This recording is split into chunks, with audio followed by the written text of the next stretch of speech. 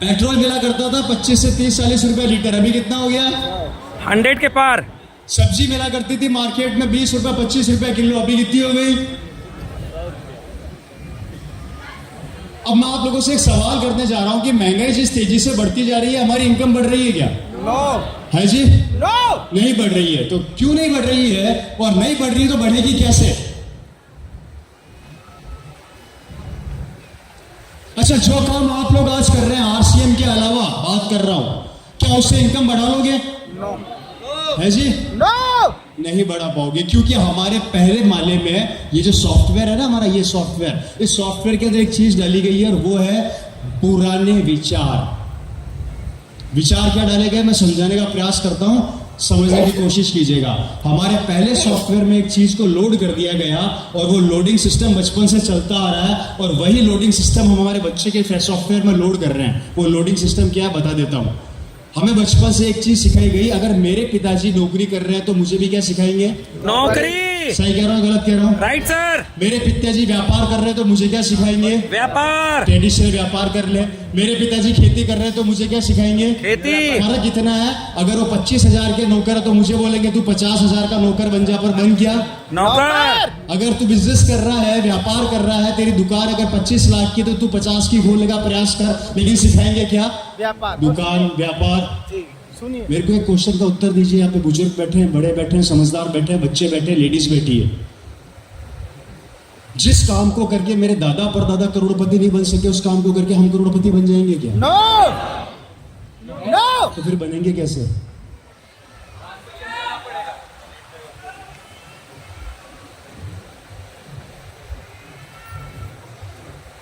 जी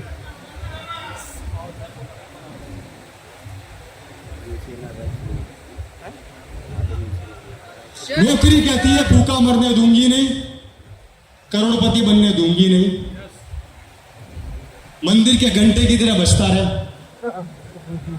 व्यापार कहता है कि भैया पैसा तो तेरे को दे दूंगा, लेकिन तेरे को पैसा देने के साथ साथ मगरमच्छ भी दूंगा। मैं बताता हूं आपको, थोड़ा समझ में आएगा। मेरी बात क्लियर हो रही है कि नहीं हो रही है? नींद तो नहीं आ रही? हेलो भैया, बोर्ड पे कर रहा हूं, कोई दिक्कत तो नहीं है? क्योंकि हम तो क्या बचपन में बोर्ड पे पढ़े थे, इसलिए बोर्ड पे अच्छा समझ में आता है।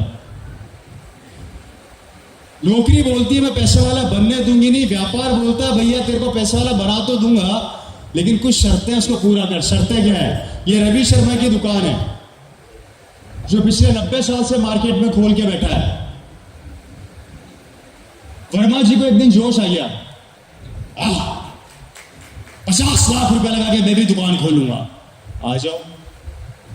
वर्मा जी ने मेरी बगल में दुकान खोल ली। मेरी दुकान थोड़ी बड़ी है क्योंकि मैं पुराना मगरमच्छ हूं। इनकी दुकान छोटी है, नए नए उतरे हैं। दोनों का बिजनेस सेम नेचर का। यही होता है मार्केट में? यही होता है नहीं होता? ये भाई साहब मार्केट में जमने के लिए दिन रात एक कर रहे हैं, मैं जमा पड़ा हूं। मैंने कुछ नहीं किया, 1 साल। कितने साल? 1 साल अपने रेटों को तोड़ा और 1 साल के अंदर इनके 50 लाख की ऐसी की तैसी कर दी, इनका धंधा चौपट कर दिया। मुझे फर्क पड़ेगा क्या? नहीं पड़ेगा। 1 साल का लॉस खाऊंगा कोई बात नहीं, 1 साल नहीं कमाया, 90 साल से तो कमा रहा हूं मैं, लेकिन इस आदमी की जिंदगी तबाह कर दूंगा। यह है व्यापार, जिसके अंदर पुराने मगरमच्छ नई मछली को पैदा होने नहीं देते, उससे पहले खा जाते हैं, खत्म कर देते हैं, मार देते हैं।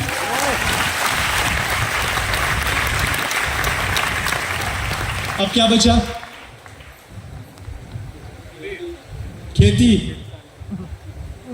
खेती करेंगे। कर सकते हो? मेरे दादाजी 50 किलो ऐसे उठाते थे, मेरे से 5 किलो नहीं उठता। मेरे पिताजी 18 घंटे काम करते थे, मैं 18 घंटे सोता हूं। बच्चे को ये बोलो बेटा मार्केट से सब्जी लेके आ, गर्मी बहुत है काला हो जाऊंगा। ये हमारी जनरेशन है। आप उसे खेती करवाएंगे? बच्चा क्या? सही बात नहीं करते।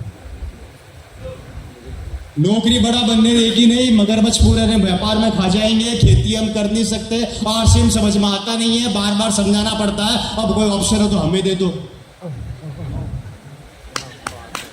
आपके पास कोई ऑप्शन है तो हमें दे दो, और नहीं है तो आरसीएम कर लो। कुछ तो करो। यस। लेकिन वो भी नहीं करना, वो भी नहीं करना, आदत से मजबूर है। क्योंकि पुराने विचारों को दिमाग से निकालने नहीं चाहते। सही बात। और जब तक ये विचार, देखिए बहुत इंपॉर्टेंट बात समझा रहा हूं, अगर आज 2025 में समझ गए तो समझदार कहलाओगे, 2030 मौका नहीं देगा। क्योंकि दुनिया में दो चीजों को आज तक कोई नहीं पकड़ पाया, पहला समय और दूसरा आरसीएम।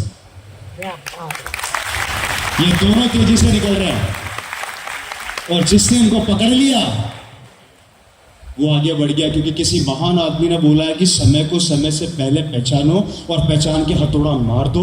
अगर सही जगह पे हथौड़ा मार दिया तो एक दिन यहाँ पर खड़े होंगे लोग, आपके लिए तालियां बजा रहे होंगे, नहीं तो आप लोगों के लिए तालियां बजा रहे होंगे। मिलना आप लोगों को ले रहा है, क्या कर रहा है?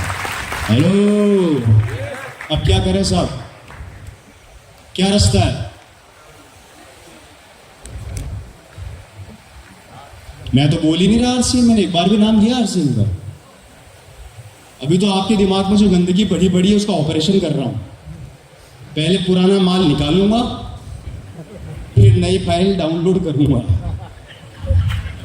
तभी आरसीएम समझ में आएगा। हम क्या करते हैं, कचरे के अंदर ही आरसीएम उछेड़ देते हैं। जैसे खिचड़ी बनती है ना, खिचड़ी समझ में नहीं आता दाल कौन सी है चावल कौन सा है, वैसी जिंदगी चल रही है हमारे दिमाग में। दबा के पहले परेशान है, आरसीएम वो टिका दिया, उसने अंदर हिला के पूरी खिचड़ी बना दी है। अब न वो आरसीएम कर पा रहा है, न वो ट्रेडिशनल कर पा रहा है, बीच में लटका पड़ा है। सर मेरे तो कुछ आया ही नहीं, आएगा कहां से, तूने समझा ही नहीं। इस बिजनेस को ज्वाइन करना महत्वपूर्ण नहीं है, अपनी डायरी में नोट कर लेना, इस बिजनेस को समझना महत्वपूर्ण है।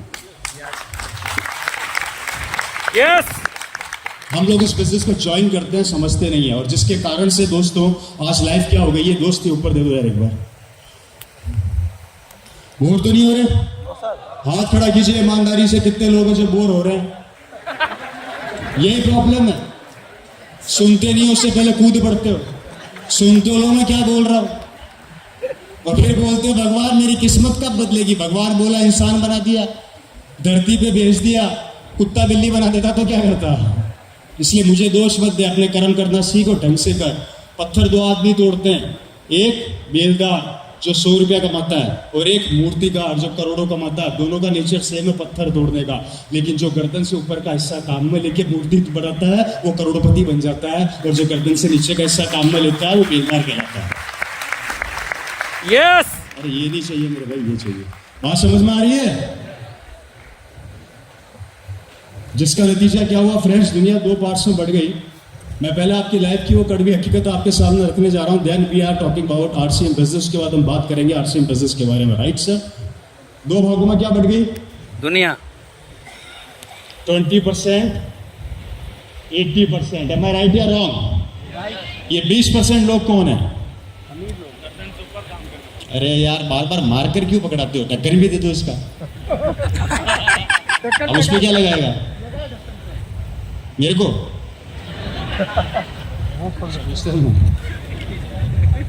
हाँ,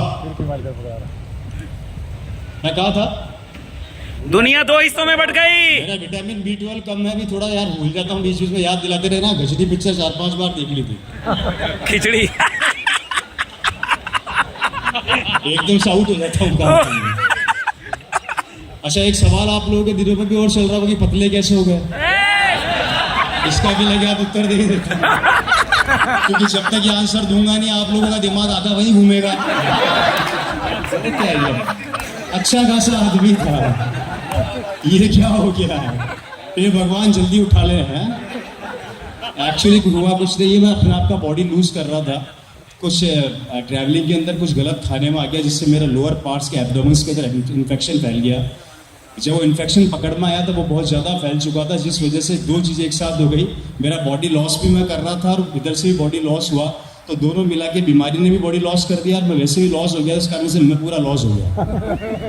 तो वैसे मैं रिकवरी में आ रहा हूँ धीरे धीरे, क्योंकि जो मेरा हाल पहले था उससे बेटर है, अभी मीटिंग्स कर पा रहा हूँ, लेकिन बहुत जल्दी आपको रिकवरी में दिख जाऊंगा अगर आप लोगों की दुआएं मिलती रही तो। राइट सर, मैं कहाँ था? दुनिया दो भागों में बटी है। 20%। नहीं, इससे पहले भी कहीं था क्या? मैं 20 पे ही था ना? 80-20। मैं आपको चेक कर रहा हूँ, मेरा दिमाग ठीक चल रहा है। 20% लोग दोस्तों ये कौन है? ये मिलियनियर्स है। ये 20% लोगों का थोड़ा इतिहास बताने जाऊंगा और इसको रिलेट करूंगा आप लोगों के साथ। ध्यान से समझना और सुनने की कोशिश करना।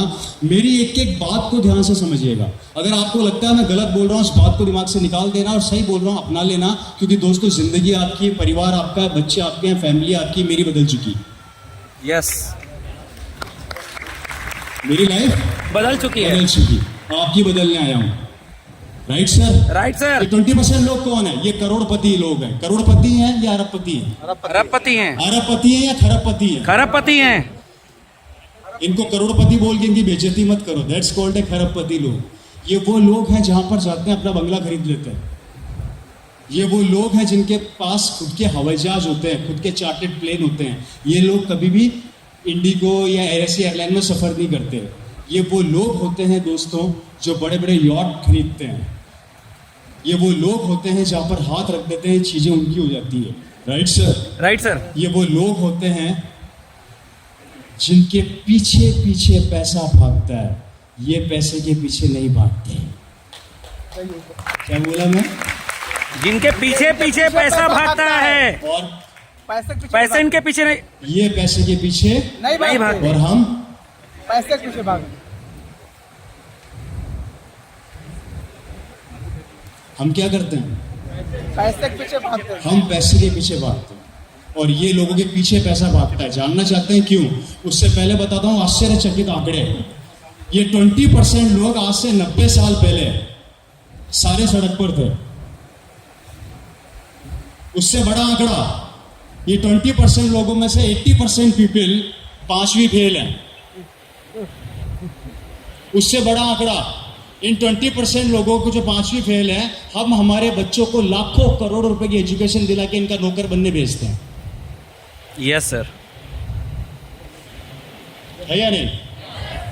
लेकिन ये 20% वो लोग हैं जिन्होंने अपनी जिंदगी में कुछ चीजों को स्थापित किया जिसे बोला जाता है ब्रांड। क्या बोला जाता है? ब्रांड। मैंने लड़कों को देखा है, यंगस्टर्स को देखा है, आप में से भी कई लोग यहाँ पर 80% लोग बैठे हैं। जूता चाहिए तो XYZ कंपनी का पहनूंगा, कपड़े चाहिए तो उस ब्रांड के पहनूंगा, टाई चाहिए तो उस ब्रांड की पहनूंगा। ये बात 90 साल पहले बोल सकते थे क्या आप लोग? तो इसको ब्रांड किसने बनाया? हम लोगों ने। और जब हमने ब्रांड बनाया तो जिंदगी इनकी चमक गई। हम कहाँ हैं? हम कहाँ हैं? ब्रांड वो चीज होती है दोस्तों जिसे एक बार आप बना दो, उसके बाद ब्रांड बिकता है, आदमी नहीं बिकता। मेरे आने से पहले रवि शर्मा बिका। एम आई राइट या रॉन्ग? क्या बिका? रवि शर्मा। मुझे लोगों ने बताया यहाँ पर आके कि सर आपका वो गाना बहुत चलाया था हमने। ओ कहो, कौन सा था, मैं भूल गया। कहो न कहो ओ जाने जाना। मेरे आने से पहले मेरी स्टोरी बिकी और अभी भी आप लोग 150 रुपया देके मुझे यहाँ पर खरीद के 1.5 घंटे के लिए आप लोग सुनने आए हैं, क्योंकि आपने मुझे 1.5 घंटे के लिए खरीदा है 150 रुपया देके। कारण मैं ब्रांड बन गया। और जब ब्रांड बन जाओगे तो बिकना सीख जाओगे। जिस दिन बिकना सीख गए दुनिया आपके पीछे पीछे भागेगी। इसलिए ब्रांड बनना सीखो। तो ब्रांड बनाएगा कौन? ये लोग तो बनाएंगे नहीं। ब्रांड बनाएगा आपको एक ही सिस्टम जिसका नाम है RCM। ये 20% लोग पैसे वाले क्यों बने? इसके 3 मेजर कारण थे। जानना चाहते हैं कितने कारण थे? 3 मेजर कारण थे कि ये 20% लोग पैसे वाला क्यों बने। ध्यान से सुनना और समझने की कोशिश करना। पहला कारण, दूसरा कारण और तीसरा कारण। अगर ये 3 कारण आप लोगों को समझ में आ गए तो ये 20% की स्लैब में तो हम आए ना आए, लेकिन हमारे थॉट बदल गए तो हम आ भी जाएंगे। ये 20% लोग पैसे वाले क्यों बने समझना। पीछे तक समझ में आ रहा है? Okay fine, thank you so much. पहला कारण, ये 20% लोगों ने उस चीज को आज से 70-80 साल पहले समझ लिया जिस चीज को समझाते समझाते हम लोगों को पसीना आ रहा है। जिस चीज को समझाते समझाते हमें 22 साल हो गए, आपके दिमाग में वो चीज बैठ नहीं रही है। ये बात इनको 70-80 साल पहले समझ में आ गई थी। जानना चाहते हैं क्या बात थी वो?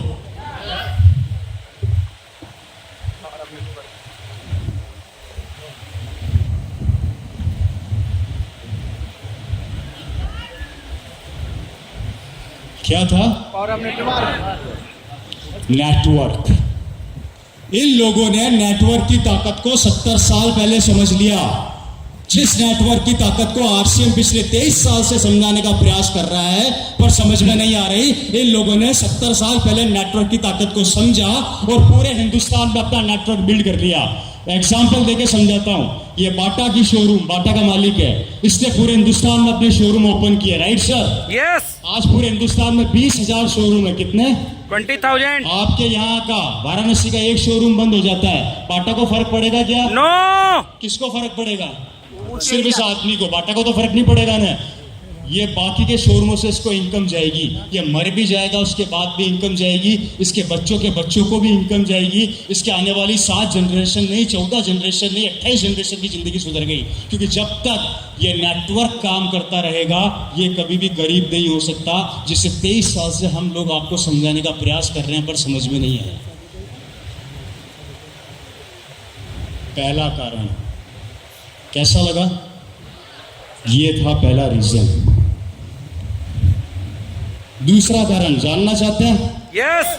दूसरा कारण क्या था? दोस्तों, ये करोड़पति लोग अपनी जिंदगी में जब भी किसी काम को शुरू करते हैं ये कभी किसी से राय नहीं लेते, काम चालू कर देते हैं। और हम लोग किसी भी काम को शुरू करते हैं, चालू बाद में करते हैं, राय पहले लेते हैं।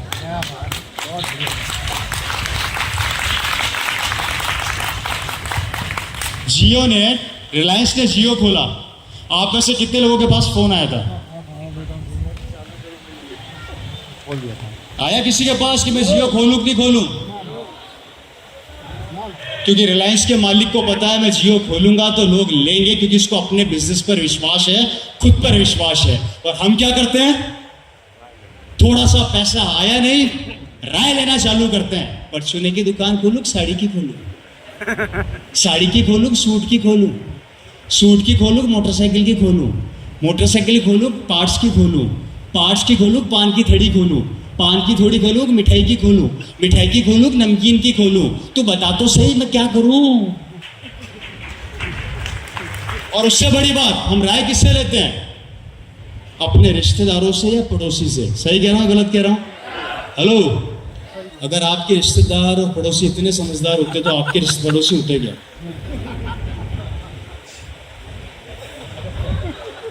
अगर आपके पड़ोसी इतने समझदार होते तो आपके पड़ोसी होते क्या? वो अमिताभ बच्चन के पड़ोसी होते। और हम राय किससे ले रहे हैं? उस आदमी से ले रहे हैं जो कुछ हमारे जैसा है। वो आपको क्या राय देगा? तुमसे नहीं हो पाएगा, फेल हो जाओगे। इसलिए दूसरी चीज, राय लेना बंद कर दो। अभी भी यहां पर पता है क्या होगा? मेरी मीटिंग खत्म होने के बाद पड़ोसी कोहनी मार के पूछेगा, आरसीएम समझ में आया क्या? तू कहे तो करूं, नहीं तो तू बता साबुन में झाग आता कि नहीं आता? झाग आता तो लगाऊं, नहीं तो तू बता तेल से कोलेस्ट्रॉल कम होता कि नहीं होता? तू बोले तो खाऊं। मतलब साला जिंदगी की चाबी उसके हाथ में दे रखी है आपने, खुद की लाइफ क्या है? इसलिए ये राय चंद और राय देना बंद कर दो। दूसरा कारण क्लियर हुआ मेरी बात? Yes, ये 20% लोग कभी किसी से राय नहीं लेते, ये अपना काम चालू कर देते हैं और हम लोग राय लेते हैं, इसलिए वहीं के वहीं है। बोर तो नहीं हो रहे? तीसरा कारण जानना चाहते हैं? कितने लोग ये जानना चाहते हैं? एक बार ईमानदारी से हाथ खड़ा करिए। वाह वाह, समझदार। तीसरा कारण दोस्तों, थर्ड वन, टाइम। किसी भी करोड़पति आदमी को आप झांक कर देखना, ये बड़े बड़े लोगों के पास समय नहीं होता। ये लोग टाइम को खत्म नहीं करते, इन्वेस्ट करते हैं। और हम लोग टाइम को खत्म करते हैं, इन्वेस्ट नहीं करते। मैं एग्जांपल देके समझाता हूं, आप लोगों को बहुत अच्छे से समझ में आएगा। आप लोगों ने कभी सुना कि अंबानी रेल के 3rd क्लास के डब्बे में सफर कर रहा है? नो। क्यों?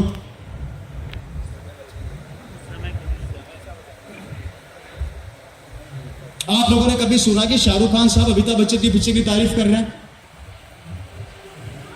या अमिताभ बच्चन जी शाहरुख खान की पिक्चर की तारीफ कर रहे हैं? चलिए, आप लोगों ने कभी सुना कि नरेंद्र मोदी जी वाराणसी आके डिस्को डांस के अंदर डिस्को कर रहे हैं? नहीं। क्यों? उनके पास क्या नहीं है? समय नहीं है। मैं एक बहुत बड़े सुपरस्टार का इंटरव्यू देख रहा था, मेरी बात को ध्यान से समझिएगा। उस इंटरव्यू में एक शख्स, दिल्ली का लड़का जो मुंबई जाके आज बहुत बड़ा स्टार बन गया, जो इंडस्ट्री का सबसे पैसे वाला आदमी है, जिसका नाम आप लोग अच्छे से जानते हैं, मिस्टर शाहरुख खान साहब, जो एक जमाने में सड़क पर थे, जिनके माँ बाप भी इस दुनिया में नहीं रहे। उनका एक पत्रकार इंटरव्यू ले रहा था। उस पत्रकार ने शाहरुख खान साहब से एक सवाल किया कि सर, अब तक आपने 50 सुपर हिट पिक्चरें दी है। कितनी? 50 सुपर हिट मूवीज आपने इंडस्ट्री को दी। एक सवाल करना चाहता हूं कि आपने खुद ने अपनी पिक्चर कितनी बार देखी? तो शाहरुख खान ने पता है क्या रिप्लाई दिया? मेरे पास टाइम क्या है देखने का, आप लोग हो ना। क्या काम हो ना, आप लोग हो ना। एक पिक्चर हॉल में पिक्चर रिलीज होती है, 200 रुपए की टिकट खरीदते हो, पिक्चर हॉल में जाकर बैठते हो, 500 रुपए के पॉपकॉर्न खरीदते हो, 700 रुपए का खर्चा करते हो, उसके बाद हॉल में बैठ के ताली बजाते हैं, मुस्कुराते हैं, हंसते हैं। क्या पिक्चर थी। आप हंसे किसके ऊपर हैं? आप हंसते शाहरुख खान पर हैं। और जितना आप शाहरुख खान पर हंसते हैं, उतना वो मर्सिडीज और BMW में घूमता है। 3 घंटे हमने खराब किए, जिंदगी उसकी बन गई। समय हमने खराब किया, लाइफ उसकी बन गई। जिंदगी हमारी तबाह हो रही है, पैसे वाला वो बनता जा रहा है। शाहरुख खान को पता है कि उनका बच्चा क्या करेगा, बड़े बड़े पॉलिटिशियन को भी पता है कि उनका बच्चा क्या बनेगा। आपको पता है कि आपका बच्चा क्या बनेगा?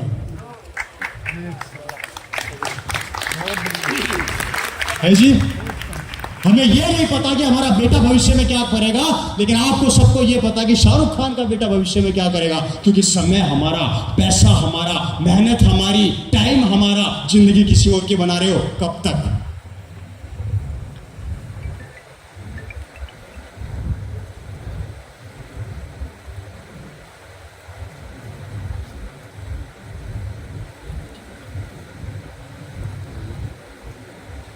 और हमारे जैसे बोलते हैं वही सिनेमा RCM को दे दे, RCM देखो शाहरुख खान बना देगा, पर समझ में नहीं आता।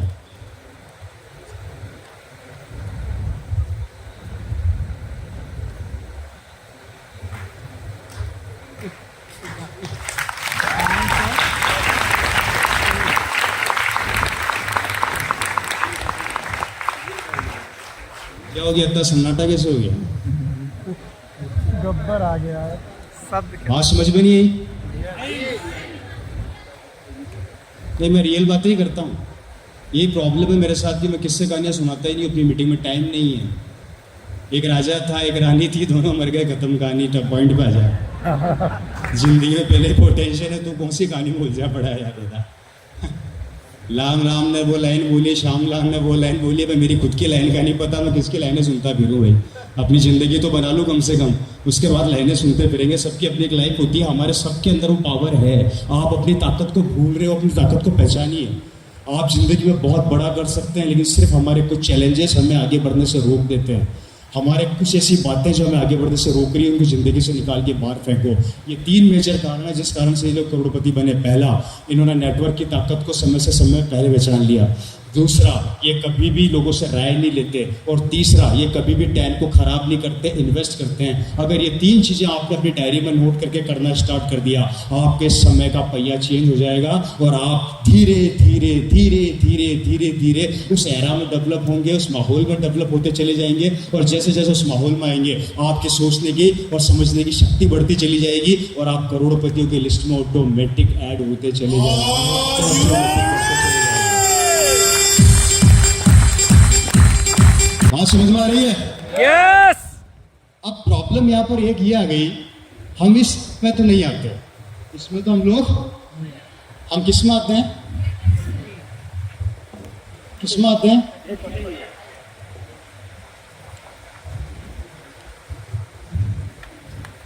80%।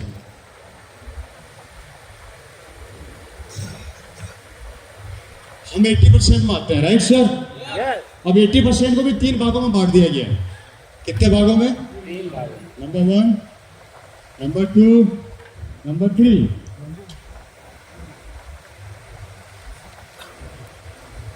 First, second, third. हिंदुस्तान की 80% की जो पब्लिक है, हमारे को 3 हिस्सों में बांटा पूरे हिंदुस्तान के अंदर। वो 3 हिस्से क्या समझना चाहेंगे? हम सबसे पहले बात करते हैं इस आदमी की। ये आदमी कौन होते हैं? उसके बाद हम बात करेंगे इस आदमी की, फिर हम बात करेंगे इस आदमी की। सबसे पहले हम नंबर 1 की बात कर रहे हैं। नंबर 1 कौन लोग हैं जो 80% की पॉपुलेशन में आते हैं? समझना बहुत जरूरी है, राइट सर? Yes sir. अगर आप में से कुछ लोग यहाँ पर बैठे हो तो मेरी बात खत्म होने के बाद ईमानदारी से हाथ ऊपर कर देना। समझ में आ गई मेरी बात? ये 80% की पहली कैटेगरी कौन सी है? मिलना चाहोगे?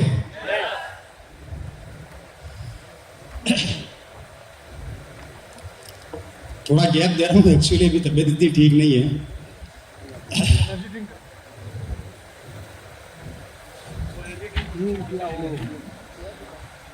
दोस्तों, ये वो कैटेगरी है हमारे समाज की जो आज हमारे बीच में यहाँ पर बैठी है। चेयर हटा दो। हमारे बीच में यहाँ पर बैठी है। ये लोग पता कौन होते हैं?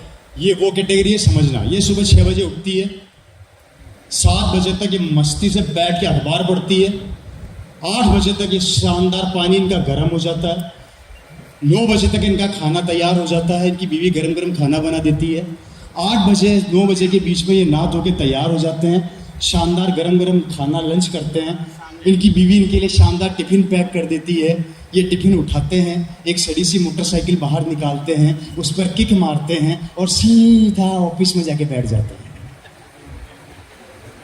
सारे दिन वहां पर काम करते हैं, बीच में 1 से 2 के बीच में लंच होता है, उस लंच में उस टिफिन को खोलते हैं और बीवी के द्वारा बनाया गया गरम गरम खाना खाते हैं। शाम को घर आने से पहले अपनी बीवी को फोन करके बोलते हैं, अजी सुनो, मैं घर आने वाला हूँ, गरम गरम रोटी बना देना। बीवी काम पर लग जाती है, पतिदेव आ रहे हैं, आटा लगाती है, खाना तैयार करती है, ये घर पहुंचते हैं, कपड़े चेंज करते हैं, कपड़े चेंज करने के बाद ये टेबल पर बैठते हैं, टेबल पर बैठ के बीवी और टीवी दोनों साथ में देखते हैं और गरम गरम खाना खाते हैं। क्या? बीवी और टीवी दोनों साथ में देखते हैं और खाना खाते हैं और शाम को सो जाते हैं। फिर सुबह उठते हैं, सेम काम करते हैं। पिछले 25 साल से यही काम करते आ रहे हैं। महीने की इनकम होती है 25,000। उस 25,000 में ये अपनी जिंदगी काटते हैं, अपने आप को राजा समझते हैं। बेटा बोले पापा मोटरसाइकिल दिला दो, तो मोटरसाइकिल वो नहीं मिलती, गाल पर मिलती है, फटाक ये ले मोटरसाइकिल। बीवी अगर ये बोलते हैं जी सुनो दिवाली आ रही है, सोने की चूड़ियां दिला दो, तो बोले बजट बिगड़ जाएगा, पागल हो गई ये सोने की चूड़ियां, किसी गंदी गंदी बातें कर रही है। रोटी बना, हेलो। इनके कोई सपने नहीं होते, इनके कोई ख्वाब नहीं होते, इनके कोई ड्रीम नहीं होते। ये अपनी पूरी जिंदगी किराए के मकान में निकाल देते हैं। बड़ी मुश्किल से 25 से 30 साल नौकरी करने के बाद 5 लाख रुपए इकट्ठा करते हैं। उसके बाद वाराणसी के सबसे सस्ते सस्ते प्लॉट ढूंढते हैं कि किस इलाके में सस्ती प्रॉपर्टी मिल रही है। वहां जाके 5 लाख देते हैं प्रॉपर्टी वाले को, उसको बोलते हैं किस्तें बांध दे। क्या बांध दे? किस्त बांध दे। उसके बाद प्रॉपर्टी वाला किस्त बांधता है, बड़ी मुश्किल से एक छोटा सा मकान बनाते हैं, उस मकान में शिफ्ट कर लेते हैं और किस्तें चुकाते चुकाते भगवान को प्यारे हो जाते हैं।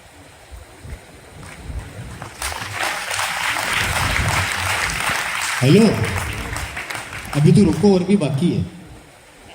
पूरी जिंदगी मेहनत करने के बाद इनका बैंक बैलेंस 0 होता है। इनकी बीवी को यह पता लग चुका होता है कि मेरा पति किसी नहीं काम का तो है, पर बड़ा कुछ दिलाएगा नहीं। इनकी बीवियां 2 साड़ी में अपनी पूरी जिंदगी निकाल देती है।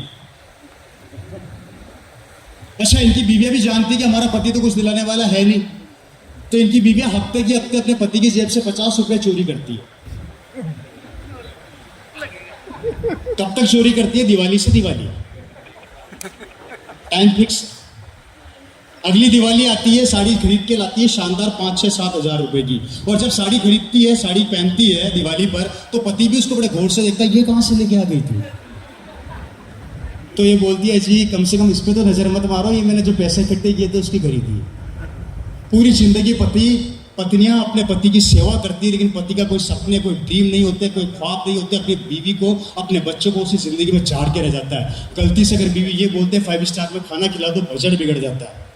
बच्चा ये बोलते मोटरसाइकिल दिला दो, बजट बिगड़ जाता है। घर से पहले 500 रुपए लेके निकलते थे तो 500 का पेट्रोल डलाते थे, अब पेट्रोल डलवाते हैं 100 रुपए का, 400 की सब्जी ले जानी है। यस। हेलो, बात समझ में आ रही है आप लोगों को? ये अपनी बीवी को पता क्या राय देते हैं? पागल हो गई है, 5 स्टार होटल में खाना मिलता है क्या कोई टाइम का? वहां पर तो सब बेकार मिलता है। एक काम कर, शानदार आलू की सूखी सब्जी बना, पूड़ी निकाल और एक चद्दर उठा, मोटरसाइकिल पे पीछे बैठ, शानदार सरकारी गार्डन बना है वाराणसी में, गजब का ठंडी ठंडी हवा आती है। वहां ले जाके चादर बिछा के बिठा देते हैं, उसके ऊपर दोनों पति पत्नी बैठ के खाना खाते हैं, घर में आ जाते हैं। बोला देखा कैसा मजा आ रहा था, कितना सुंदर सुंदर लग रहा था। सुंदर वहां नहीं लग रहा था, पॉकेट की साइज अलाउ नहीं कर रही थी। इसलिए ये जिंदगी होती है इस इंसान की जो पूरी जिंदगी अपनी बर्बाद कर देता है, अपनी लाइफ में कुछ कर नहीं पाता, अपने परिवार को सुख दे नहीं पाता और अपने बच्चों को भी यही सिखाता कि तुम्हें भी यही काम करने हैं। ईमानदारी से बताइए कितने लोग यहाँ पर इस कैटेगरी में जो यहाँ पर बैठे हैं, और जिंदगी कैसी लग रही है? कैसी लग रही है जिंदगी? ये सवाल अपने आप से कीजिएगा घर जाके। 84 लाख योनियों के बाद मानव जीवन हमें मिला, और उस मानव जीवन के अंदर भी 25 से 50 हजार की नौकरी करते हुए पूरी जिंदगी निकाल दी। अगर कोई ये पूछता है कि भैया 50 हजार में जिंदगी चल जाएगी, तो बोला हाँ चल जाएगी साहब। सपने ख्वाब सब खत्म। बड़ा करना नहीं चाहते, बड़ा होने देना नहीं चाहते। बच्चे को भी यही सिखाते हैं कि तुझे भी नौकर बनना है। मुझे ईमानदारी से बताइए, अंबानी अपने बेटे को क्या सिखाएगा? बेटा तू तेरे को नौकर बनना है या नौकर रखना है? नौकर रखना है। नौकर? तो हम क्या सिखाते हैं? क्यों?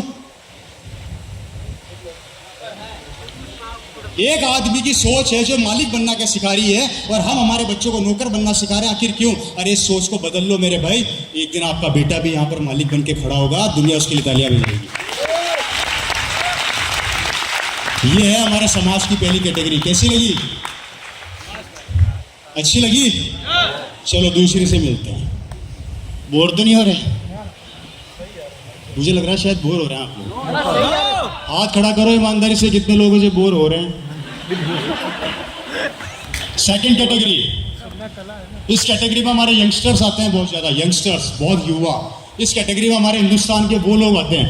आप लोगों को पहले मैं एक पिक्चर क्लियर कर देता हूं। इंडिया पूरे वर्ल्ड की पहली कंट्री है जिसमें यंगस्टर्स की संख्या सबसे ज्यादा है। और आपको बताते हुए मुझे बड़ी खुशी हो रही है कि पूरे वर्ल्ड में हिंदुस्तान वर्ल्ड की पहली कंपनी है जहां पे बेरोजगार भी सबसे ज्यादा है।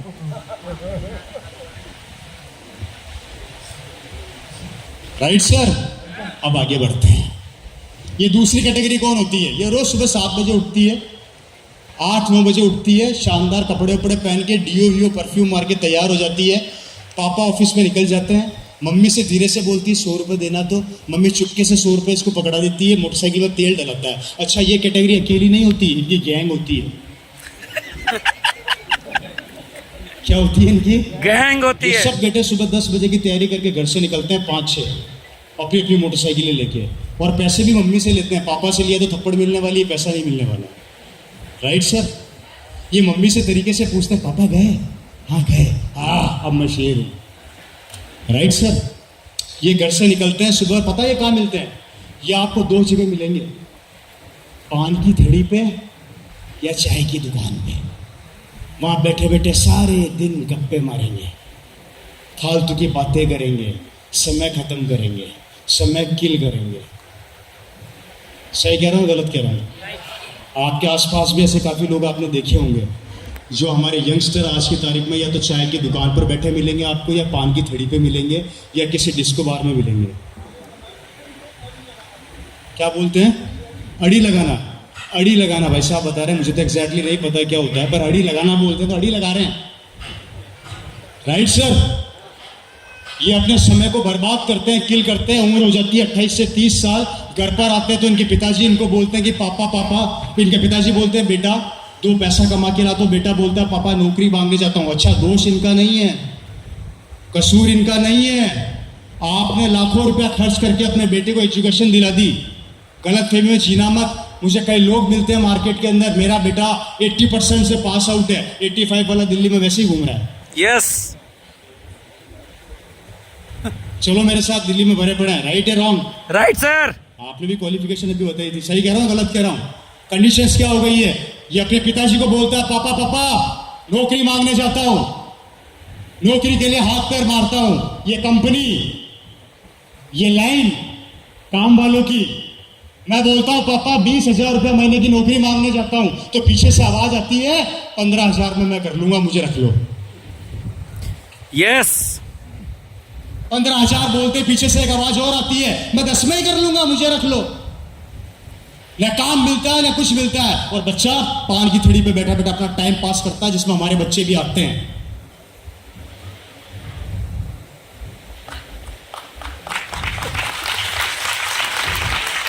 नौकरी एक, करने वाले अनेक, सरकार एक, कोसने वाले अनेक। कहां से लाएंगे काम? अपने दिल पर हाथ रखे, ईमानदारी से बताइए, वैकेंसी निकलती है 5,000 लोगों को नौकरी मिलेगी, कितने बच्चे एग्जाम देते हैं उसका? 50 लाख सर, 50 लाख। 50 लाख। 50 लाख में से 5,000 को काम दे दोगे, बाकी का क्या होगा? उन 50 लाख की जो भी कैलकुलेशन आपकी बनती है, 95,500 बच्चे कहाँ जाएंगे बताइए मुझे? 5,000 जो भी कैलकुलेशन आ रही है एग्जैक्टली 49 लाख कहाँ जाएंगे 95 सर? आप सोच कर देखिए, ये हमारे देश का भविष्य हो रहा है, जिस कारण से बच्चा बिगड़ता जा रहा है, पान की थड़ी पे बैठा बैठा अपना समय को किल कर रहा है, काम धंधा इसको मिल नहीं पाता, और ये बिगड़ता बिगड़ता डिप्रेशन में जा रहा है। आपको इंडिया के आंकड़े बता देता हूं मैं। हिंदुस्तान के यंगस्टर्स जो 80% आज की तारीख में बेरोजगार हैं, उसके 10% यंगस्टर डिप्रेशन का शिकार बन चुके हैं, और उसके 5% यंगस्टर इस समय फांसी लगा के आत्महत्या कर रहे हैं, जिनको ना आप रोक सकते हो ना मैं रोक सकता हूं, क्योंकि वो परेशान हो रहे हैं। यस। जो अंदर से इतने परेशान हो रहे हैं कि उनके पास काम धंधा नहीं है। और दोस्तों, यही हाल रहा ना, यही हाल रहा तो अभी तो इस पान की थड़ी पे आपको चुपके से सिगरेट पीते हुए दिखेंगे थोड़े दिनों बाद, और उसके बाद टोटली कोलैप्स, फैमिली खत्म, परिवार खत्म, बच्चे खत्म। किसके लिए दौड़ रहे हैं हम लोग? उस बच्चे की जिंदगी बनाने के लिए। मुझे कई माँ बाप बोलते हैं, सर हमने हमारे बच्चे को पढ़ा दिया लिखा दिया, अब इसकी किस्मत ये जाने, इसका काम जाने। पढ़ाना लिखाने का मतलब ये नहीं कि एजुकेशन देने का मतलब ये नहीं है कि आपने उसको बहुत बड़ा ऑफिस, प्लीज सर मत कीजिए, डिस्टर्बेंस में कर लूंगा, पिज्जा बैठिए। पढ़ाने का मतलब ये नहीं है कि आपने अपने बच्चे को नौकरी दिलवा दी या आपने अपने बच्चे को सेट कर दिया। गलतफहमी दिमाग से निकाल देना। और ये आंकड़े 2025 के बता रहा हूँ, 2030 के आंकड़े सुनोगे तो नींद नहीं आएगी रात को।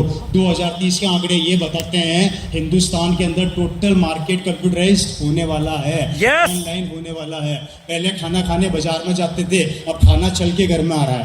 Yes sir. पहले सब्जी खरीदने बाजार में जाते थे, अब सब्जी घर में आ रही है। पहले बैंकों के अंदर लोग कर्मचारी काम किया करते थे, अभी मोबाइल से पैसे ट्रांसफर हो रहे हैं, सब कुछ मोबाइल में दिख रहा है। अरे सब चीजें जब ये कंप्यूटर मशीनें करने लग जाएगी तो 2030 में जब हमारी जनसंख्या 160 करोड़ होगी, तब क्या करोगे आप लोग? और कहां से लाओगे अपने बच्चों के लिए काम और धंधा? अगर कोई रास्ता हो तो बताओ मेरे को।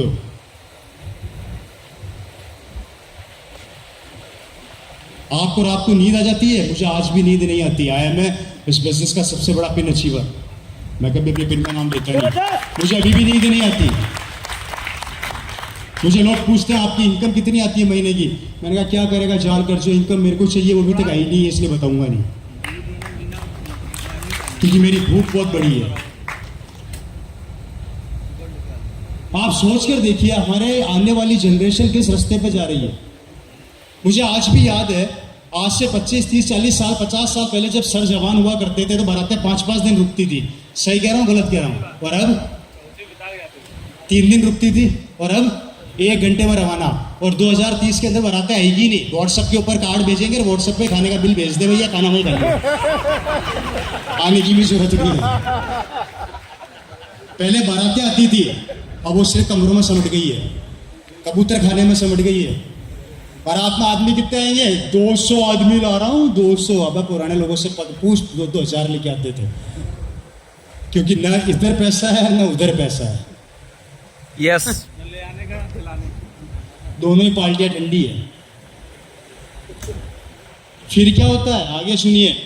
इनके माँ बाप सोचते हैं, सर पीछे कहीं एडजस्ट करवा दो ना सर, बार बार स्टेज के ऊपर थोड़ा सा मैं डिस्टर्ब हो जाता है। बात समझ में आ रही है क्या? उसके बाद इनके माँ बाप सोचते हैं कि बच्चे की शादी कर दो, शादी करके कमाने लगेगा। लो साहब, एक नया आइडिया। फिर बच्चे की शादी कर दी जाती है, और जैसे ही शादी कर दी जाती है, जैसे बीवी घर में आती है, पता लगा पति किसी काम का नहीं है। मतलब पहले तो खुद बर्बाद था, अब छोरी की भी जिंदगी और तबाह कर दी लगे कि तू भी आ, तू भी मर। पहले तो मैं अकेला ही मर रहा था।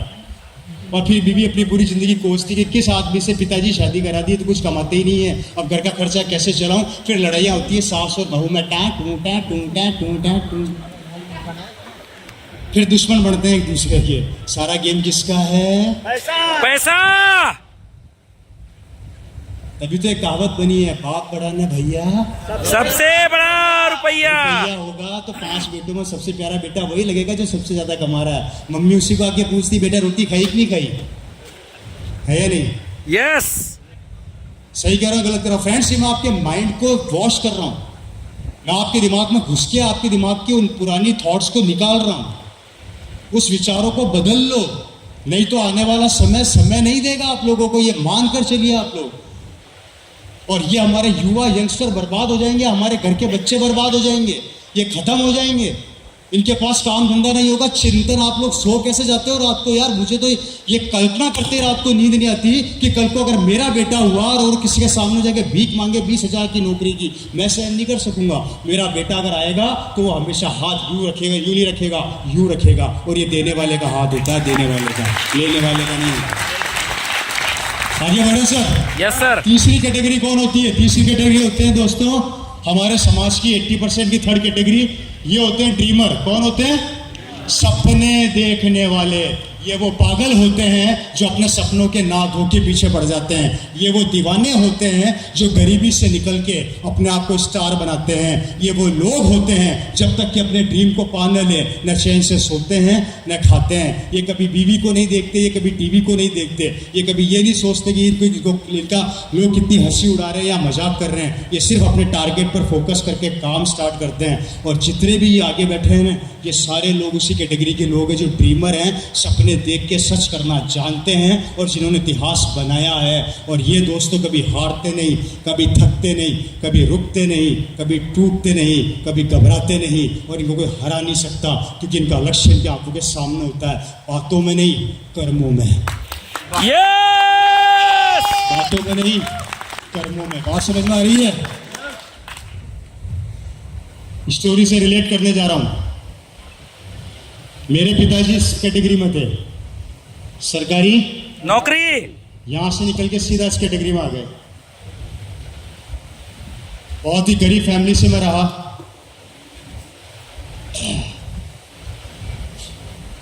बहुत ही गरीब फैमिली से मैं रहा। बैठ जाओ थोड़ी देर, परमिशन होगी। मेरे दादाजी राजस्थान के अंदर लेथ मशीन पे मजदूरी किया करते थे। क्या किया करते थे? मजदूरी किया करते थे। पैसा क्या होता है हम लोगों को पता नहीं था। हमारे बाप दादा की कोई प्रॉपर्टी नहीं हुआ करती थी, कोई जमीनें नहीं थी, हमारे पास कोई खेत खलियान नहीं थे, हमारे पास कोई मकान नहीं था। मेरे दादाजी मजदूर थे और 10 बाय 10 के कमरे में मेरा परिवार रहा करता था।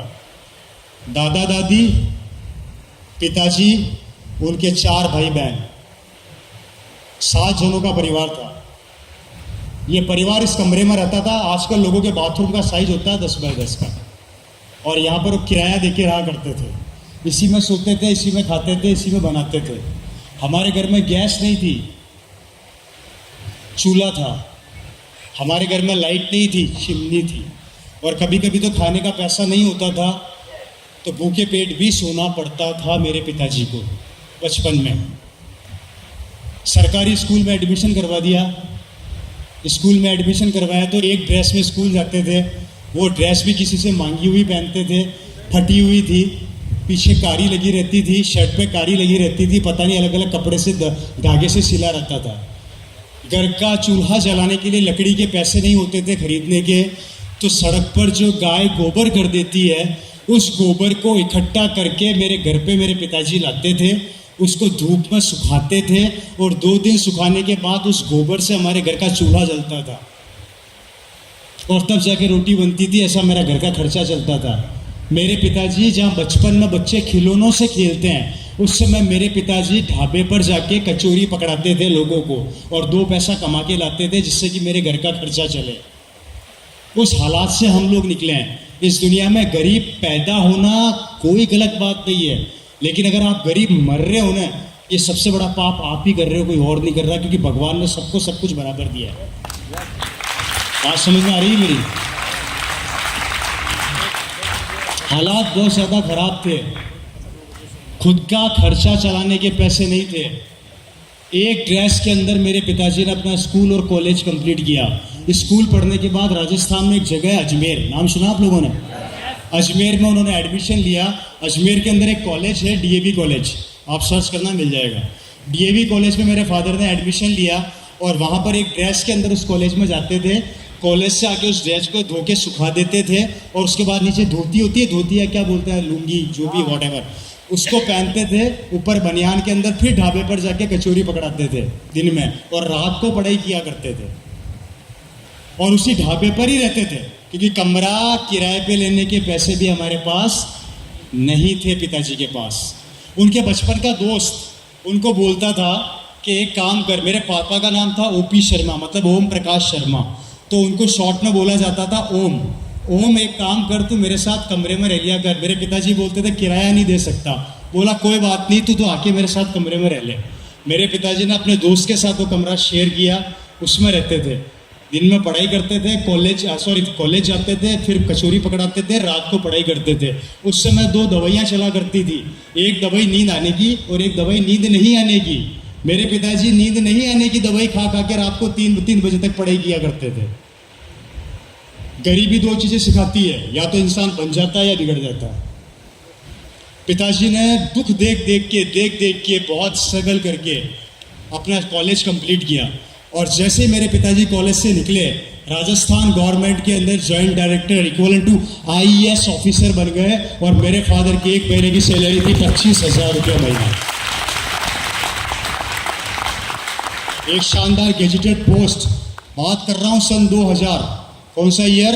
2000। शानदार एसी ऑफिस, कोऑपरेटिव डिपार्टमेंट्स पूरा उनके अंडर में आता था, जहाँ पर धागे से रुई से धागा बनता था। वो पूरा डिपार्टमेंट मेरे फादर के अंडर में आया करता था।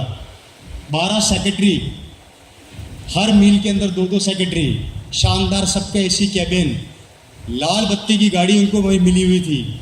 चपड़ासी दरवाज़ा खोलता था, चपड़ासी दरवाज़ा बंद करता था। आलीशान बंगला सरकार की तरफ से, आलीशान ऑफिस सरकार की तरफ से, घर के सारे नौकर सरकार की तरफ से। एक मजदूर का बेटा आज एक ऑफिसर बन गया इतना बड़ा। जिंदगी पूरी 180 डिग्री कौन से बदल गई, लाइफ स्टाइल पूरी चेंज हो गई, जिंदगी में खुशियां आ गई। एकदम से जिंदगी के अंदर वो भूकंप आ गया कि एक गरीब का बेटा इतना पैसे वाला बन गया। 25,000 रुपया महीना उस समय मिला कर, आज मैं सरकारी कैलकुलेशन करूं तो कितना होता है? 2 से 2.5 लाख रुपया महीना सैलरी, राइट सर? और सब फैसिलिटी, सारी फैसिलिटी। अगर आप लोग इस गरीबी से निकल के एकदम आपको इतना कुछ मिल जाए तो कैसा लगेगा आप लोगों को? सर बिल्कुल चमत्कार होगा ऐसे में। चमत्कार, बेहतरीन जिंदगी, मैजिक हुआ, बहुत ही शानदार, जादू हो जाए, धन्य हो जाए, एक्सीलेंट, बाहर आ जाएगी सर। ओके। अब थोड़ा बहनों से भी पूछ लें, कैसा लगेगा? बहुत ही अच्छा लगा, बहुत ही अच्छा, बहुत अच्छा, शानदार, चमत्कार हो जाएगा। चमत्कार हो जाएगा। सबकी यही राय है? मजा आ जाएगा ना? मजा क्यों? मजा क्यों आएगा भाई? 2 मिनट रुक जाओ, अभी बताता हूं।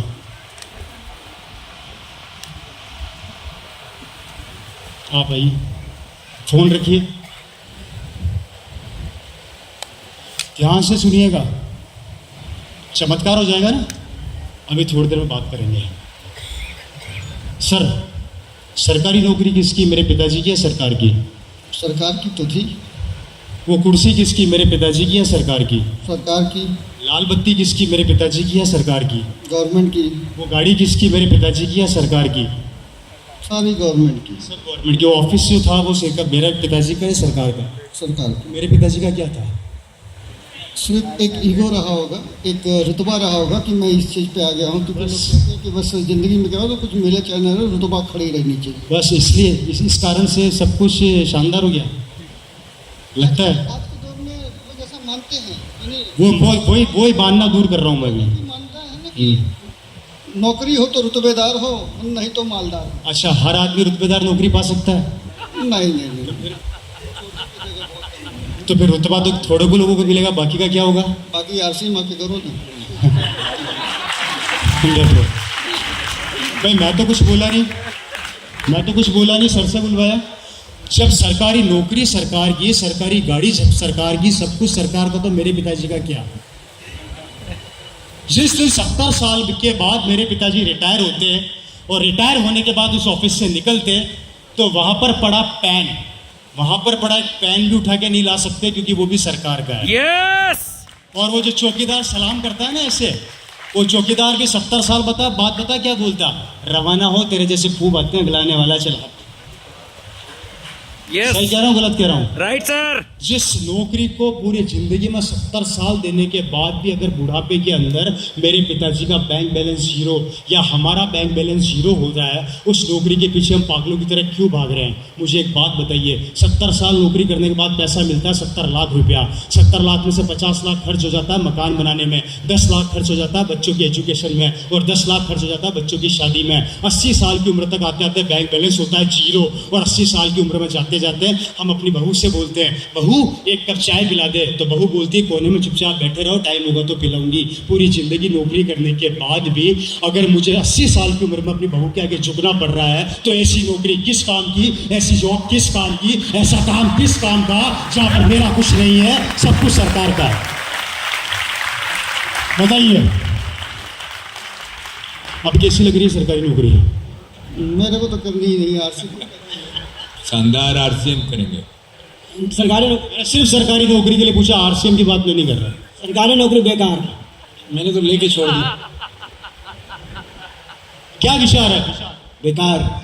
सर हम लोग तो सरकारी नौकरी सर, मैं कोई राय नहीं मांग रहा, मैं सिर्फ इतना सा कह रहा हूँ, कैसी लगी? एकदम बेकार। एकदम बेकार। बेकार है।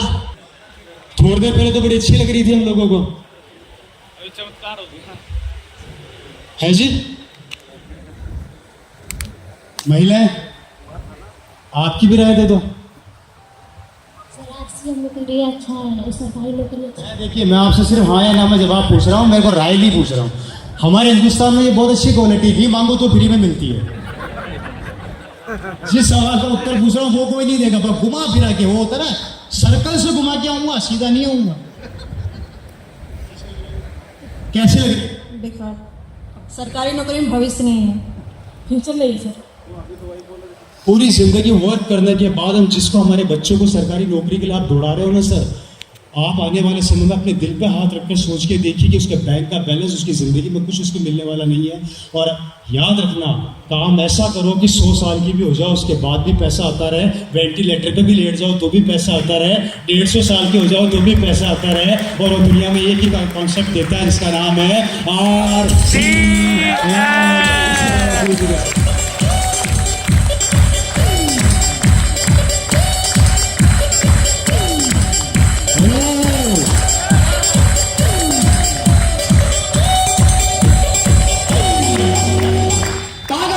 सरकारी नौकरी के पीछे। मेरा बेटा सरकारी नौकर बन गया, वाह वाह वाह वाह। 70 साल बाद क्या हुआ? कुछ नहीं, कोने में बेटा चाय के लिए आप बोल रहे हैं, कोई पिला दो रे, यस। कोई खिला दो रे। तुम्हारी सासू होती तो आज ये दिन नहीं देखना पड़ता। सासू पहले ही निकल ली। किस काम की वो नौकरी और किस काम का वो काम? यार सिंह, दुनिया का वो कॉन्सेप्ट है मेरे भाई,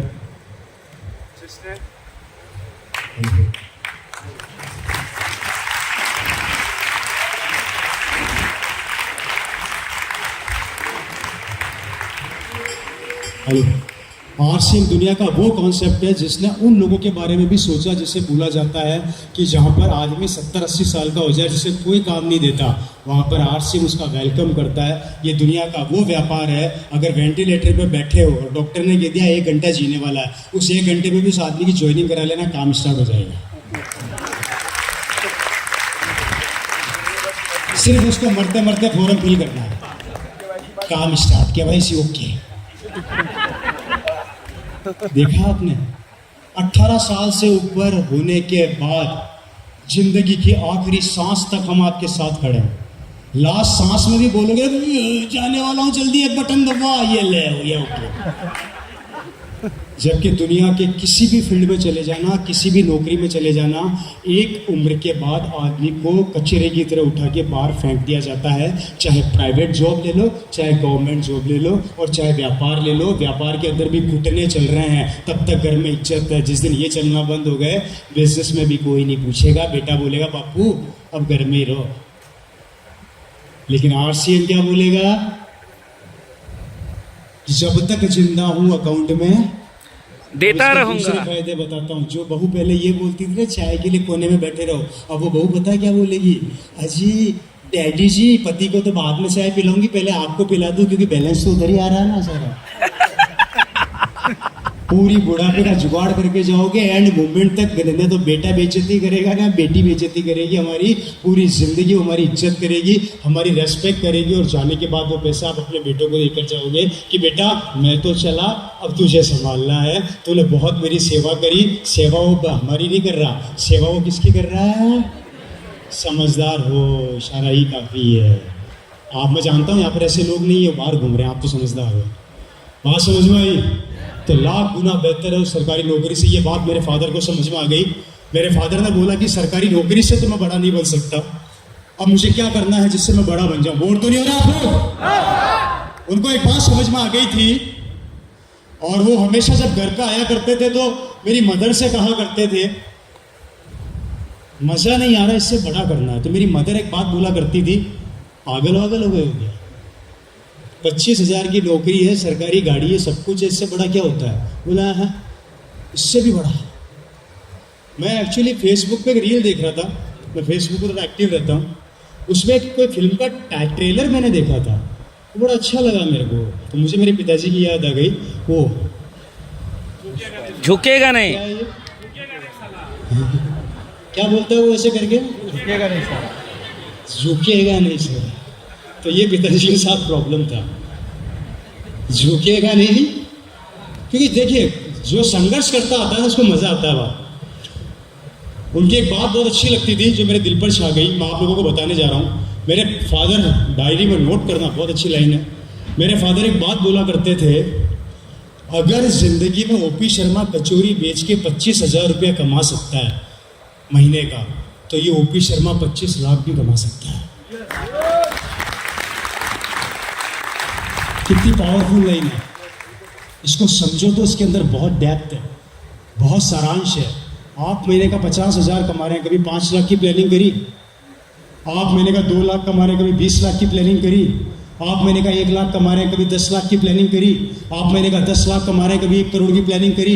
आप महीने का 1 करोड़ कमा रहे हैं, कभी 100 करोड़ की प्लानिंग करी? नहीं करी, क्योंकि हमारी सोच हमें रोक देती है। 50,000 तो आ रहा है, इससे ज़्यादा और क्या चाहिए? और यही कारण है हमारे पतन का, हमारी ज़िंदगी में आगे ना बढ़ने का और सपनों से समझौता करने का। पिताजी ने बिजनेस को स्टार्ट किया, किसी ने उनको आरसीएम बताया। अगस्त सन 2000 के अंदर, 2000 में उनको ये कॉन्सेप्ट समझ में आ गया। और आप लोगों को बताते हुए मुझे बड़ी खुशी हो रही है कि सन 2000 के अंदर जब उन्होंने इस बिज़नेस को चालू किया था, उस समय एक पैंट पीस आया करता था। एक आदमी भिलवाड़ा से आता है, वो मेरे फादर के ऑफिस में जाता है और मेरे फादर को बोलता है, शर्मा साहब भिलवाड़ा से कंपनी चालू हुई है जिसका नाम है आरसीएम। कंपनी का नाम है फैशन शूटिंग प्राइवेट लिमिटेड। इसमें 5 पैंटें आती है और 5 पैंटों को पहनने से पैसा आता है। तो मेरे पिताजी ने बोला, बेटा पैंटें पहनने से पैसा नहीं आता, पैसा जाता है। बोला नहीं सर इसमें आता है। बोला समझा कैसे आता है? उसने मार्केटिंग प्लान दिखाया, वही मार्केटिंग प्लान जो आप लोग देखते हैं या देख चुके हैं। मेरे पिताजी ने उसको खड़ा किया गुस्से में। क्या बोला उसको पता है? खड़ा हो। वो डर गया, पता नहीं क्या कह दिया मैंने। वो एकदम से घबरा गया, बोला सर क्या हुआ? बोला खड़ा हो। वो खड़ा हो गया, यस सर, जल्दी से भिलवाड़ा जा और वहाँ से 25 किट लेके आ और फॉर्म निकाल, फटाफट साइन करवा मेरा। इतने दिन से कहाँ था? बोला सर कंपनी तो भी चालू हुई है, इतने दिन से मैं कहाँ था, क्या गया। अब यहाँ पर एक समझने वाली बात फिर और समझा देता हूँ। मैंने एक चीज़ बोली थी, 20% लोग कभी किसी से राय नहीं लेते। मेरे पिताजी के ऑफिस में और भी कर्मचारी थे, उन्होंने किसी से राय नहीं ली जाकर के आरसीएम करूँ या ना करूँ, और उन्होंने सीधा डिसीजन लिया, फॉर्म साइन किया, 25 किट मंगवा दिए। मुझे आज भी याद है उस समय आरटी सिस्टम चला करता था, आज पिकअप सेंटर हो गया। अगर कोई पुराने शख्स यहाँ बैठे हों, कोई पुराने मित्र मेरे यहाँ बैठे हों तो जानते होंगे, सन 2001, 2002, 2003, 4, 5 के उस समय आरटी सिस्टम चला करता था। 25 किट आया करती थी, 25,000 रुपया कंपनी में जमा हुआ करते थे, 25 किट घर में आते थे 5 पैंटों के। एक ब्लू रंग के गत्ते के अंदर वो किट आया करते थे, उसमें एक ब्लू रंग की किताब डाला करते थे। मैं राइट या रॉन्ग कोई जानता हो तो मुझे पता नहीं है, सही कह रहा हूँ सर मैं? मेरी बहनें और मेरा परिवार, मतलब मेरी दोनों बहनें, मेरी मदर जमीन पर बैठ के वो 5 पेंटे पैक किया करते थे। आराम से बैठ जाते थे, हम लोग ऐसे सामने किट रख लेते थे, वो 5 पेंटों का गट्टा बनाते थे, उसको बैग में डालते थे, ऊपर टेप लगाते थे किताब डाल के, और किट साइड में खड़ा कर देते थे। वो 5 पेंटों का किट मेरे पिताजी लेके फिर कॉलोनी में निकलते थे। और जानते हैं पूरी कॉलोनी में सबको आरसीएम बताया। सबसे अच्छी बात पता है क्या हुई? किसी ने ज्वाइन नहीं किया।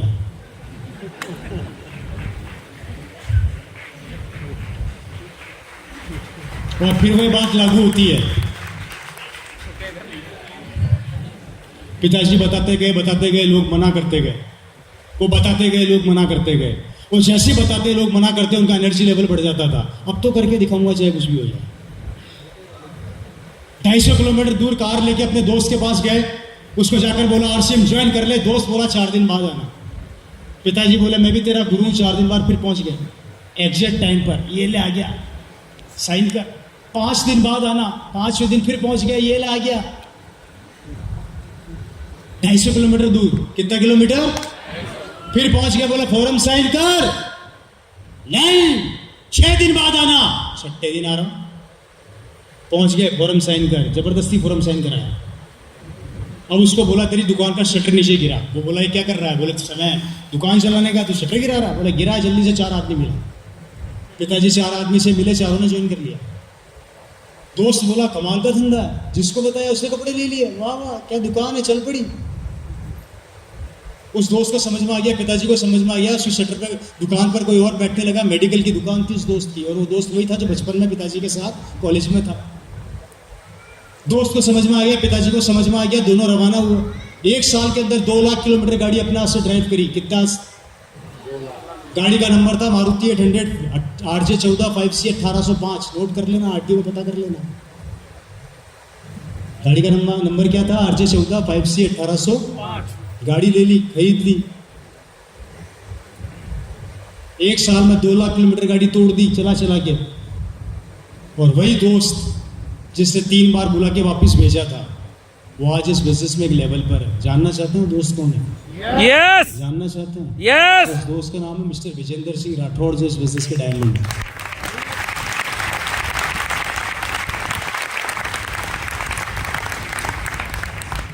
उसके बाद रुक किया हरियाणा का। अब कुछ करते हैं हरियाणा की तरफ। फिर हरियाणा के अंदर टारगेट सेट किया, वहां पे लोगों से मिलते गए, लोग मना करते गए, मिलते गए, मना करते गए। फिर वहां पर एक टाइगर मिले, मिस्टर सुरेंद्र वंश जी। बस आपको ज्वाइन कराया, वहां से फिर टीम बनाना स्टार्ट करी। सोए नहीं, रुके नहीं। नींद क्या होती है उनको पता नहीं। पहली 2 महीने बाद घर पर आए, दाढ़ी बड़ी हुई। मैंने कहा ये कौन आदमी आ गया घर में? मम्मी बोलती है पापा ये कोई और है। ये दाढ़ी बढ़ा ली अच्छी खासी, क्योंकि उनको दिमाग में एक जुनून सवार हो गया था, इस बिजनेस को करना है। मेरे फादर एक बात बोला करते थे, आज इस बिजनेस में सिर्फ एक पैंट है।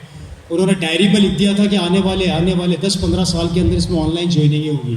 15 साल बाद इसमें पूरे हिंदुस्तान में दुकानें होंगी, इसमें प्रोडक्ट्स की लाइन लगेगी। और ये सारी बातें उनके हाथ की सन 2001 में डायरी में लिखी हुई है। और वो डायरी आज भी मेरे पास पड़ी है, मैं आपको दिखा सकता हूँ। उन्होंने भविष्य पहले ही बता दिया था क्या होने वाला है, और सब राइट डाउन उनके हाथों से उस डायरी के अंदर। इतना विजन क्लियर हो गया था उनका।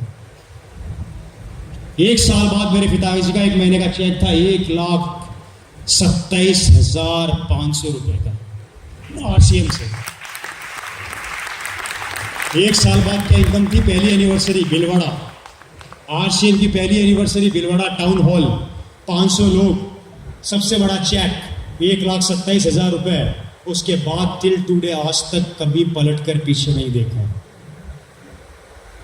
आज मेरे पिताजी इस दुनिया में नहीं है, क्योंकि कहते हैं कि जो इस धरती पर आया उसको एक दिन जाना है। 23 फरवरी 2013 को मेरे पिताजी का देहांत हो गया। वो इस दुनिया से जा चुके थे। फिर ये बिजनेस मेरे पास आया। अब मेरी भी कहानी सुन लेते हैं, सुनना चाहोगे? पिताजी के द्वारा बिजनेस मेरे पास ट्रांसफर हुआ। मैंने इस बिजनेस को देखा, समझा। जब ये बिजनेस मेरे पास आया, मैं आप लोगों को अपना इंट्रोडक्शन थोड़ा सा दे देता हूँ। आई एम 19 कंप्यूटर्स BSc मैंने किया हुआ है। उसके बाद मैंने MBA किया यूरोप से। यूरोप का एक देश है, इटली का एक शहर है मिलान से मैंने अपना MBA कंप्लीट किया। उसके बाद मैं इंटरनेशनल जेमोलॉजी इंस्टीट्यूट IGI जो वर्ल्ड में डायमंड को सर्टिफाइड करती है, हीरे को सर्टिफाइड करती है। आप तो जानते हैं शायद, आप ज्वेलरी लाइन से हैं, IGI का नाम सुना ही होगा आपने। वहाँ बेल्जियम से मैं डायमंड ग्रेजुएट हूँ। 1 साल का कोर्स मैंने वहाँ पे किया इसका। उसके बाद हिंदुस्तान में आके मैंने वापस से अपने डायमंड का बिजनेस चालू किया। मैं डायमंड के बिजनेस में बहुत अच्छा कमा रहा था। हीरा एक ऐसी चीज़ है, इसमें जिसको जितना चाहे उतना काट सकते हो, क्योंकि इसमें 7 से 8 क्वालिटीज़ आती हैं। लोगों को सिर्फ हीरा पता है, उसकी क्वालिटी, उसका रंग, उसके टेक्सचर वो कुछ नहीं जानते। कौन सा VVS 1 है, कौन सा IF है, VVS 2 है, राइट सर? आपको तो पता ही होगा, VS 3 जो भी वॉट एवर, चल डेप्थ में नहीं जाऊँगा, वो हमें पता होता था। और मुझे आज भी याद है कि एक बार मैं किसी को माल बेच के आता था तो कम से कम 4-5 लाख रुपए कमा के लाता था। मेरा शानदार काम चल रहा था, मुझे कोई जरूरत नहीं थी। मेरे पास 3 ऑप्शन थे। पिताजी के देहांत के पास वो ऑन ड्यूटी गए तो मेरे को सरकारी नौकरी का ऑफर आया। दूसरा मैं व्यापार कर रहा था हीरे का, और तीसरा क्या था? 3 ऑप्शन मेरे पास खुले हुए थे। मेरे रिश्तेदारों ने मेरे को बोला, सरकारी नौकरी मिल रही है, छोड़ना मत, पकड़ ले। मैंने कहा अच्छा। मैंने कहा 50,000 तक पहुंचते पहुंचते कितने साल लगेंगे? बोले तेरा बुढ़ापा तो निकल जाएगा। उसके बाद मैंने कहा दूसरा बिजनेस बताओ। मेरे कुछ परिवार के लोगों ने राय दी, तू सरकारी नौकरी कर ले। दोस्तों ने, रिश्तेदारों ने, पड़ोसियों ने राय दी, तू डायमंड का बिजनेस चालू रख, उसमें अच्छा खासा कमा रहा है। और जहां पर RCM की बात आई, मुझे किसी ने राय नहीं दी। किसी ने ये तक नहीं बोला कि RCM करूं या नहीं करूं। मैंने अपने नौकरी को लात मारा, डायमंड के बिजनेस को मैंने वाइंड अप किया, बंद कर दिया completely. Full time RCM business में उतर गया, और फुल टाइम RCM बिजनेस में उतर के पिछले 10 साल से लगातार RCM में मेहनत करने का प्रयास कर रहा हूँ। 10 साल से मेहनत करने की एक जो परंपरा रही है इस बिजनेस में, सब वो उस परंपरा का निर्वाह कर रहा हूँ। पैसों के लिए मैं इस बिजनेस में नहीं आया था। मेरे पिताजी की सिर्फ एक बात के लिए मैं इस बिजनेस में आया था कि उन्होंने जाने से 1 दिन पहले मुझे कहा था, इस दुनिया में सबसे बेहतरीन अगर कोई कॉन्सेप्ट है तो वो है दोस्तों डायरेक्ट सेलिंग RCM बिजनेस। अगर तेरे को ज़िंदगी में कुछ मौका मिले जरूर है। मैं पैसा ऑलरेडी बहुत कमा रहा था।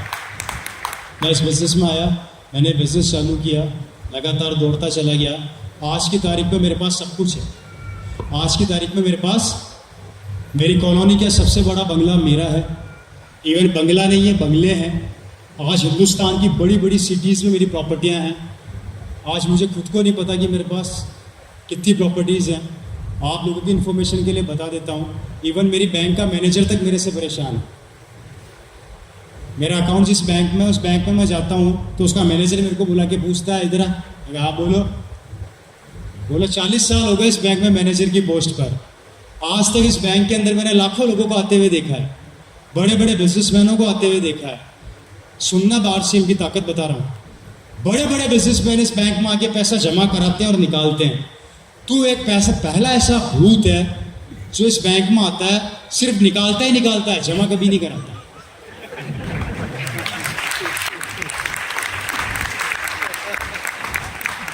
मैंने कहा जी भीलवाड़ा से पाइपलाइन ले रखी है,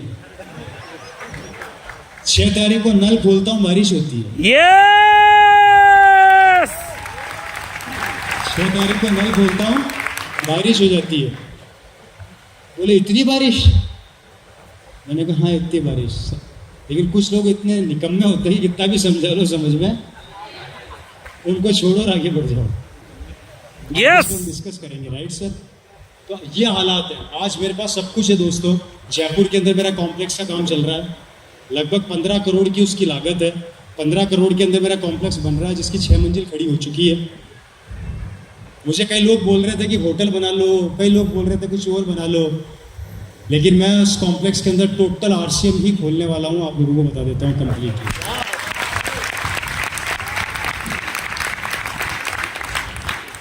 आज मेरी कॉलोनी की सबसे लंबी लंबी गाड़ियां हैं मेरे पास। मेरी गाड़ियों का कलेक्शन इतना बड़ा है कि क्या बताऊं आपको। मेरे पास ऑडी है, BMW है, स्कॉडा है, किया है, टोयोटा है, फोर्ड है, मारुति है। अब तो ये हालत हो गई है, चलाने वाला एक है, गाड़ियां अनेक है। गाड़ी एक चलती है, बाकी की बैटरियां बैठ जाती है। एक आदमी रखा हुआ है, वो सिर्फ चार्ज ही करता रहता है। कहाँ से लाऊं इतने आदमी? हालात ये हो गए हैं। मजबूरी है खरीदना, जरूरी नहीं है। ये कंडीशन आपकी भी हो जाएगी एक दिन। और सबसे बड़ी बात, मेरे ऊपर किसी बैंक का कर्जा नहीं है। Yes yes total assets, total no liabilities. कोई बैंक मेरे से पैसा नहीं मांगता। मैंने टोटल प्रॉपर्टियाँ जितनी आज पूरे हिंदुस्तान में बनाई है बिकॉज ऑफ RCM बिजनेस। क्योंकि दुनिया के हर व्यापार में उधारी से काम चलता है। ये पहला व्यापार है जो 6 तारीख को बोलता मुंह खोल मिठाई आने वाली है।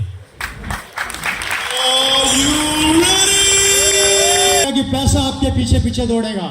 आप पीछा छुड़ाना चाहोगे तो पैसा आपका पीछा नहीं छोड़ेगा। पता है RCM के पैसे की प्रॉब्लम क्या है? जानना चाहते हैं? यस एक बार मैंने RCM के पैसे से पूछा मेरा पीछा कब छोड़ेगा, तो RCM के पैसे ने पता मुझे क्या रिप्लाई दिया? गलती किसने करी? गलती किसने करी? तूने करी। डायमंड क्यों बना? भुगत। जब तक जिएगा आऊंगा, तेरे मरने के बाद भी आऊंगा। रोक सके तो रोक के बता।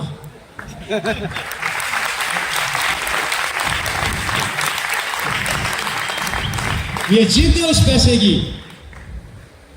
क्योंकि आप उस पोजीशन पे पहुंच जाते हो। आज मेरा टर्नओवर पूरे हिंदुस्तान में, मैं इस बात का घमंड नहीं कर रहा, मैं सिर्फ आपको बताने और आपकी इन्फॉर्मेशन के लिए दे रहा हूं। मुझे कोई घमंड नहीं है इस चीज का, क्योंकि मैं जमीन से जुड़ा हुआ इंसान हूं, जमीन में रहना पसंद करता हूं। लेकिन जब तक मैं आपको बातें नहीं बताऊंगा, आपके अंदर का वो चाम नहीं जागेगा। अगर ऐसी जिंदगी चाहते हो तो 5 साल के लिए इस बिजनेस का भूत बन जाओ। क्या बन जाओ? भूत। देखे कैसे होते हैं? नहीं देखे? मेरे जैसे होते हैं जिनके बालों के पता नहीं, कपड़ों का पता नहीं, पागलों की तरह घूमते रहते हैं। ये भूत होते हैं जिनको न सोने का पता होता है ना खाने का। अगर 5 साल इस बिजनेस के भूत बन गए और अपने घर को छोड़ दिया, मैं गारंटी देता हूँ सफलता आपके कदमों में होगी और आप आसमान की ऊंचाइयों पे होंगे। लोग आपको पकड़ नहीं पाएंगे और पैसा आपका पीछा छोड़ेगा नहीं। लेकिन सिर्फ 5 साल के लिए आपको ईमानदारी से भूत बनना पड़ेगा। तैयार है बन सकते सर? हो? बन सकते हो? यस बन सकते हो? यस बन सकते हो? यस। क्या बनना है? भूत। क्या बनना है? RCM का भूत। क्या बनना है? RCM का भूत। RCM का भूत बन जाओ दोस्तों। मेरे को आज भी याद है कि आज से लगभग 20 साल 22 साल पहले लोग बोला करते थे ये कंपनी नहीं चलेगी। आज 22-23 साल हो गए, अभी भी कई लोग बोलते हैं कंपनी नहीं चलेगी, तो फिर चलती कैसे? डायरेक्ट सेलिंग इंडस्ट्री का इतिहास बनाने वाली ये कंपनी, जिसके बारे में मैं आपको बताऊंगा, आपकी जिंदगी को पूरा घुमा के रख देगी, आपकी लाइफ स्टाइल को चेंज कर देगी। आज रवि शर्मा सबसे बड़े पिन लेवल पे, 30 तारीख को बिजनेस क्लोज होता है, 1 तारीख को बिजनेस चालू होता है। 1 तारीख को सुबह 6 से 7 बजे मैं टेक्निकल पर होता हूँ, पर 11 बजे मैं लगभग स्टार पर, 1 बजे के आसपास मेरा पिन का लेवल होता है एमरल्ड, 1:30-2 बजे के आसपास मैं पहुंच जाता हूँ स्टार एमरल्ड, शाम को 4 बजे के आसपास मैं रूबी होता हूँ, रात होते होते स्टार रूबी हो जाता हूँ। ये 1 तारीख का बिजनेस है। अभी 29 दिन बाकी है। मेरे को आज भी समझ नहीं आता, माइक्रो सेकंड से मेरी स्लैब चेंज होती है। जितनी देर मीटिंग करी उतने में कम से कम 40-50 लाख का माल क्यों निकल चुका। ऐसा बिजनेस कहीं पर है। और आश्चर्य की बात है, महीने का 6 लाख GST देता हूँ। अब इनकम कैलकुलेट करते रहना, कितना कम तो नहीं है। हेलो, जिस चीज पर हाथ रखता हूँ मेरी हो जाती है। और मेरी गाड़ियों के काफिले में एक गाड़ी और ऐड होने वाली है। इस बार गाड़ी ऐड नहीं कर रहा हूँ, पूरी बस ऐड कर रहा हूँ, जिसका नाम है वैनिटी वैन। नाम सुना है, जानते हो? यस। 2024 की एनिवर्सरी, 2025 की एनिवर्सरी में आपको वैनिटी वैन में ही मिलूंगा मैं। एनिवर्सरी में चलता फिरता कमरा, 5 स्टार कमरा, जिसमें नहाना खाना पीना डबल बेड सब अंदर ही होगा। दिल्ली में तैयार हो रही है। अभी सर में सफ़ेद नहीं आए हैं, काले ही हैं। सफ़ेद आते आते पता नहीं कहाँ होगा। वो दिन ज़्यादा दूर नहीं है कि 2030-2035 तक आते आते ये रवि शर्मा आपके शहर के अंदर हवाई जहाज में नहीं आएगा, गड़ गड़ गड़ गड़ गड़ गड़ गड़ गड़ गड़ गड़ गड़ गड़ गड़ गड़ गड़ गड़ हेलीकॉप्टर लैंड करेगा।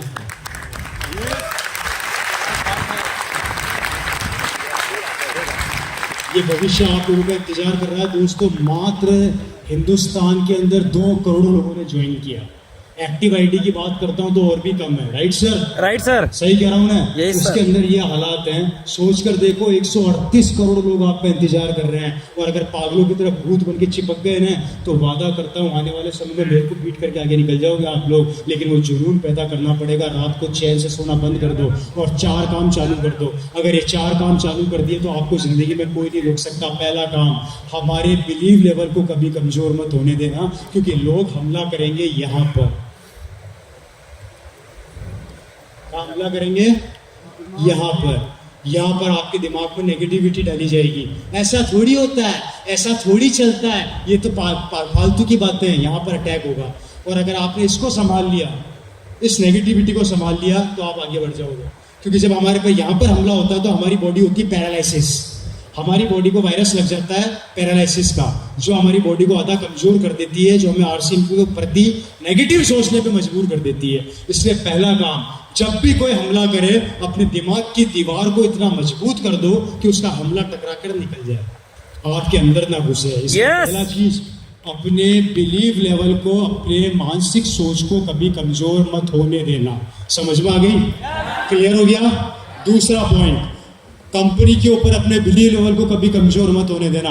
आपको लोग फिर हमला पता कहाँ करेंगे? दूसरा हमला कंपनी जब आपके ऊपर हमला हो गया और आप नहीं हिले तो दूसरा हमला होगा।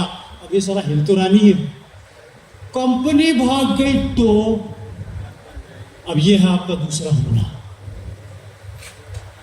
ये जैसे हमला होगा आपके पास आंसर होना चाहिए। डायरेक्ट सेलिंग इंडस्ट्री की आरसीएम, अगर कोई नए लोग बैठे हैं तो समझ लेना, पुराने लोगों को बता रहा हूं, वर्ल्ड की पहली कंपनी है, हिंदुस्तान की नहीं बोल रहा, वर्ल्ड की पहली कंपनी जिसका इंफ्रास्ट्रक्चर सबसे ज्यादा मजबूत है डायरेक्ट सेलिंग इंडस्ट्री के अंदर। ये वर्ल्ड की पहली कंपनी है जो 80% से के लगभग प्रोडक्ट मैन्युफैक्चर करती है। ये वर्ल्ड की पहली कंपनी है जिसके पास प्रोडक्ट की सीरीज पूरे वर्ल्ड में सबसे ज्यादा है। ये वर्ल्ड की पहली कंपनी है जिसने हर आदमी के बारे में सोचा। ये वर्ल्ड की पहली कंपनी है जिसके 15 से 20 हजार पिकअप सेंटर हिंदुस्तान में। ये वर्ल्ड की पहली कंपनी है जिसके 200 डिपो पूरे इंडिया के अंदर काम कर रहे हैं। ये वर्ल्ड की पहली कंपनी है जिसने बड़े बड़े शहरों में खुद की प्रॉपर्टी खरीद के वहां पर डिपो डाले जिससे कि आपका विश्वास बढ़े। ये वर्ल्ड की पहली कंपनी है जो आने वाले समय के 2030 की प्लानिंग अभी से कर रही है। ये वर्ल्ड की पहली कंपनी है जिसका मालिक एक आम आदमी की तरह मिलता है, मालिक की तरह नहीं मिलता। ये वर्ल्ड की पहली कंपनी है जो आपको प्रोडक्ट्स अपनी आंखों से बनते हुए दिखाती है। यस। मैंने बहुत देखे मार्केट में बाबा जो प्रोडक्ट बनाते हैं, कोई नहीं दिखाता कि वो कैसे बना रहा है। आरसीएम पहली कंपनी जब कहती है आओ पधारो हमारे देश, और बनते हुए देखो अपनी आंखों से कि हम आपको क्या दे रहे हैं। ये वर्ल्ड की पहली कंपनी है। अगर ऐसी कंपनी पर आप शक कर रहे हो जो पिछले 23 साल से लगातार डायरेक्ट सेलिंग में काम कर रही है, तो आप आरसीएम पर शक नहीं कर रहे, अपनी किस्मत पर शक कर रहे हो। दूसरा काम समझ में आ गया? थर्ड वर्ड, तीसरा वर्ड, प्रोडक्ट्स को अपने बच्चे की तरह प्यार करिए। आरसीएम का प्रोडक्ट हमारी जान है। आरसीएम के प्रोडक्ट को आप, मैं फिर बोल देता हूँ, अपने बच्चे को प्यार करो ना करो, पर आरसीएम के प्रोडक्ट को अपने बच्चों की तरह प्यार करिए। आरसीएम का प्रोडक्ट दुनिया का वो कौन सा प्रोडक्ट है जो आपके घर में एट ए टाइम रहना ही चाहिए। बाहर के जितने प्रोडक्ट काम में लोगे, याद रखना शाहरुख खान का बेटा मर्सिडीज में घूमेगा, और आरसीएम का प्रोडक्ट काम में लोगे तो आपका बेटा मर्सिडीज में घूमेगा। निर्णय आप लोगों को लेना है। इसलिए घर में दूसरी कंपनी का जो भी प्रोडक्ट है उठा के बाहर फेंक दो। और इसमें एक काम आप लोगों को करना है, मैं बता देता हूँ, बहुत सिंपल सा थॉट है। अगर आपने इसको फॉलो कर लिया तो बस 6 महीने में आप लोगों की पिन बदल जाएगी। 6 महीने के अंदर सिर्फ एक छोटा सा फंडा है, बताओ। Yes sir. 1 से लेके 10 तारीख तक मार्कर दूसरा दिन भाई, इसकी तो सांसें टूट गई। 1 से लेके 10 तारीख तक हमारा कौन सा क्लब होता है? Diamond club. डायमंड क्लब होता है, राइट सर? Yes sir. ये आप हैं, आपको सिर्फ अपने 4 स्टेप नीचे, कितना स्टेप नीचे? सिर्फ 4 आदमी इधर और 4 आदमी इधर। इन 4 लोगों का ध्यान रखना है हर इंसान को अपनी टीम में, इससे ज्यादा मत रखना। इन 4 लोगों का ध्यान रख लो कि तुमने 1 से लेके 10 तारीख तक डायमंड क्लब किया या नहीं किया। बस कितने लोग हो गए? एक दिन में अगर एक आदमी को समय दोगे तो 8 दिन में 8 आदमी कंप्लीट होता है। और इनको भी यही सिखाना है। 4 स्टेप ध्यान दे। हर आदमी को अगर आपने डुप्लीकेट कर दिया कि वो अपने 4 स्टेप नीचे तक 4 लोगों का डायमंड क्लब करा दे, जो बिजनेस आपका 10 तारीख को आता है वो 1 तारीख को आ जाएगा, लिख लेना स्टाम्प के ऊपर, और आपकी पेने यूं चेंज होगी यूं, लेकिन सिर्फ 4 स्टेप नीचे, टोटल 8 आदमी कर सकते हैं, कर सकते हैं। अगर ये भी ना होने तो दोस्तों इससे सरल उपाय तो मेरे पास भी नहीं है, और भगवान भी धरती पे लाके नहीं दे सकता। 10 दिन में 10 लोगों को नहीं बताना, 100 लोगों से बात नहीं करनी, अपनी टीम को डुप्लीकेट कर दो, अपनी टीम को सिखा दो। 4 स्टेप नीचे, 4 स्टेप नीचे, 8 लोग, एक तरफ 4, दूसरी तरफ 4, diamond club complete, mission complete. Line लग जाएगी आपके नीचे बिजनेस वॉल्यूम की, संभालते नहीं संभलेगा। और करके देख लीजिए, अगर विश्वास नहीं हो 6 महीने मांग रहा हूं, 6ठे महीने बात करेंगे, 6ठे महीने बात करेंगे क्या हुआ क्या नहीं हुआ। 2 महीना मेरे कहने पे इसको फॉलो कर लो, 2 महीने में आपके हाथ में रिजल्ट होगा। कर सकते हैं। प्रोडक्ट्स को अपने घर का हिस्सा बना लो, और इस प्रोडक्ट को कभी अपने से अलग मत होने देना। अरे मैं तो कहता हूं बच्चों का नाम बदल दो, एक का नाम रख दो न्यूट्रीचार्ज, एक का नाम रख दो हेल्थ गार्ड। क्या फर्क पड़ रहा है? इतना दीवानगी से इस बिजनेस को प्यार करो। मैं रवि शर्मा, मेरी जितनी भी प्रॉपर्टीज है सब मैं एट ए टाइम आरसीएम का प्रोडक्ट 1 लाख रुपए का मैं रखता हूं। पता नहीं कौन कब क्या मांग ले, और एट ए टाइम। और मेरी दूसरी गंदी आदत क्या है, मेरे से कोई फालतू की बात करता है उसको घुमा फिरा के फिर आरसीएम पे ले आता। दूसरी बात कर तो देख, न मेरे पास दूसरी बात करने का समय है तो मैं करता हूँ। आपको बात करते मिलूंगा, सिर्फ आरसीएम की बात करते मिलूंगा, सिर्फ 4 स्टेप पीछे तक। और चौथा पॉइंट, अपनी एक्टिव और ग्रोइंग अपलाइन के ना धोके पीछे बढ़ जाओ। उसका बहुत धक्का लगा। एक्टिव और ग्रोइंग अपलाइन के ना धोके पीछे बढ़ जाओ। पुराने लोग और नए लोग, मैं दोनों को समझा रहा हूं। आप अपनी एक्टिव और ग्रोइंग अपलाइन के इतना पीछे बढ़ जाओ कि सर मुझे मार्केटिंग प्लान देना सिखाइए, मेरे घर में होम मीटिंग कीजिए, किस तरीके से प्रेजेंटेशन देना मुझे वो बताइए, मेरे अंदर ये कमी है इस कमी को दूर कीजिए, मेरे को सिखाइए। आपको सिर्फ अपने नीचे डुप्लीकेट पैदा करने हैं, अपने 4 स्टेप नीचे तक अपने लोगों के अंदर ये पावर आपको डेवलप करनी है। अगर आपको इतना पीछे पड़ जाना है कि उसके जाने से पहले उसके घर में आप होने चाहिए और उठने से पहले आप उसके घर में होने चाहिए। मैं तो यहाँ तक कहता हूँ कि रात को सपने में भी आप ही आने चाहिए उसके। इतना ना धोके पीछे पड़ जाओ अपनी अपलाइन की, अगर बहुत बड़ा करना चाहते हो तो, क्योंकि जिंदगी हमारी है, बिजनेस हमारा है। और नहीं माने तो कपड़े फाड़ दो, नहीं माने तो कपड़े फाड़ दो, कि कपड़े फाड़ते से भी पैसा आता है। Right sir? ये 4 पॉइंट्स पे अगर आप काम करेंगे तो आपकी जिंदगी बदल जाएगी। दोस्तों ये वो बेसिक्स पॉइंट हैं जिनको फॉलो करके ही बड़ा बना जा सकता है। हम क्या करते हैं, हम बातें बहुत बड़ी बड़ी कर जाते हैं, लेकिन हम अपने बेसिक्स को भूल जाते हैं। और जबकि आज भी स्कूल के अंदर मुझे याद है A for एप्पल ही सिखाया जाता है, और मेरे दादा परदादा को भी A for एप्पल ही सिखाया गया था। हम A for एप्पल तो पीछे छोड़ चुके और पता नहीं कहाँ से कहाँ पहुँच गए। उस चीज़ को आप थोड़ा दिमाग पर से निकाल के बेसिक्स फंडामेंटल्स पे काम कीजिए, बहुत आगे बढ़ेंगे। मेरी बात समझ में आ रही है आप लोगों को? पहला पॉइंट क्या था, दिमाग को स्ट्रॉन्ग करना। दूसरा पॉइंट क्या था, कंपनी पे बिलीव करना। तीसरा पॉइंट क्या था, प्रोडक्ट को काम में लेना। और चौथा पॉइंट था अपलाइन के पीछे, अपलाइन के ना धोके पीछे बढ़ जाना। इन 4 पॉइंट्स पर अगर आपने वर्क कर लिया तो आरसीएम का जितना भी बम्बू है वो इन 4 तंबू पे, या जितना भी तंबू है इन 4 बम्बुओं पे खड़ा हुआ है, दोनों एक दूसरे से कनेक्टेड है। ये 4 चीजें आप लोगों को लगातार करते हुए चले जाना है, और उसके बाद लाइफ स्टाइल बदलना स्टार्ट हो जाएगी। ये फंडा है। और एक चीज हमेशा याद रखिए दोस्तों, इस बिजनेस में सफलता का दूसरा बड़ा सबसे मूल मंत्र है, जितना पास से इस बिजनेस को चालू करोगे सफलता उतनी देर से मिलेगी, और जितना दूर जाके इस बिजनेस को चालू करोगे सफलता उतनी जल्दी आपको मिलेगी। याद रखना, ये बात अपने दिमाग में बिठा लेना।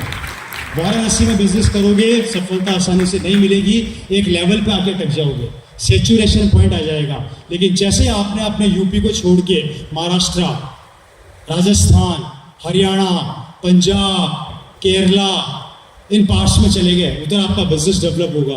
क्योंकि घर की मुर्गी दाल बराबर, दिया सबको उजाला दे सकता है लेकिन खुद को अंधेरे में रखता है, खुद को अंधेरे में रखता है। आप यहाँ कितना भी चिल्ला चिल्ला के काम कर लीजिए, एक लेवल से ऊपर आप कभी नहीं बढ़ा सकते अपने लेवल को। करके देख लो, ट्राई करके देख लो। अगर आपका मान लो 10 लाख का बिजनेस है या 50 लाख का बिजनेस है, उससे ऊपर जाएगा ही नहीं, क्योंकि आपस में दोनों लेके लड़ मरेगी एक जगह पे। मैं तेरा तू मेरी, हो गया ना पंगा। राइट, क्योंकि बिजनेस एक जगह पर है, इसलिए बिजनेस को दूर से डेवलप करोगे उतना तेजी से सफलता मिलेगी। मेरी सफलता, मेरी फैमिली की सफलता का कारण यही था, मेरे फादर ने इस बिजनेस को कभी भी जयपुर से चालू नहीं किया, उन्होंने इस बिजनेस को 300-400 किलोमीटर दूर से चालू किया उस समय। आज कम से कम आपको 1000 किलोमीटर दूर जाके इस बिजनेस को चालू करना पड़ेगा। आप सफलता का रेशियो काउंट कर लेना और इन चीज़ों को, फंडामेंटल्स को फॉलो कर लेना, आपका बिजनेस डेवलप होगा और दुनिया की कोई ताकत नहीं रोक सकती, कोई पावर नहीं रोक सकती। हेलो, और उसके बाद होगी जिंदगी में परिवर्तन। मैं दिल्ली एयरपोर्ट पे खड़ा हुआ था। देखिए आरसीएम क्या क्या देता है, बोर तो नहीं हो रहे? हाथ खड़ा कीजिए ईमानदारी से, कितने लोग हैं जो बोर नहीं हो रहे? बोर नहीं हो रहे हैं सर? हमें सोच के खड़ा करना भूला क्या बंदे ने। मैं दिल्ली एयरपोर्ट पे खड़ा था। मेरे को एक्चुअली दोस्तों कुछ चीज़ों का बहुत शौक है। मुझे घड़ी और गाड़ी का बहुत शौक है। हर इंसान का एक शौक होता है, मेरे को इसका बहुत शौक है। मैं दिल्ली एयरपोर्ट पे खड़ा था। ये घड़ी देख रहे हैं आप? Yes sir. ये गोल्ड की है, सोने की है, ठीक है। ये दिल्ली एयरपोर्ट पे काउंटर पे पड़ी थी। इसको दो लोग देख रहे थे। एक सज्जन मेरे बगल में खड़े थे, मेरे जितनी हाइट थी, एजेड थे, लगभग 55 या 60 साल की उनकी उम्र थी। हम दोनों वहाँ पे खड़े बातें कर रहे, मतलब इस घड़ी को देख रहे थे। सेल्समैन हमें देख रहा था। अब सेल्समैन तो समझ गया एयरपोर्ट पे सारा कोई खरीदता तो है नहीं, ये दोनों भी निकल लेंगे। मुझे घड़ी समझ में आ गई। मैंने बोला ना कि जो चीज़ समझ में आ जाती है हम लोगों को हम ले लेते हैं। घड़ी समझ में आ गई, मैंने घड़ी निकलवाई, पेमेंट करी, पेमेंट लेके इस घड़ी को हाथ में बांधा और निकल रहा था। उस शख्स ने मेरे से पूछा, एक्सक्यूज मी। मैंने कहा यस सर। आप क्या करते हैं? उसका पूछना था बस, हमें और क्या चाहिए। आजा कोपचे में। उसको साइड में ले गया, बिठाया, उसको आरसीएम के बारे में बताया। उस शख्स ने एक बात मेरे को बोली, पूरी बात समझ के, कि क्या ये ऐसा होता है?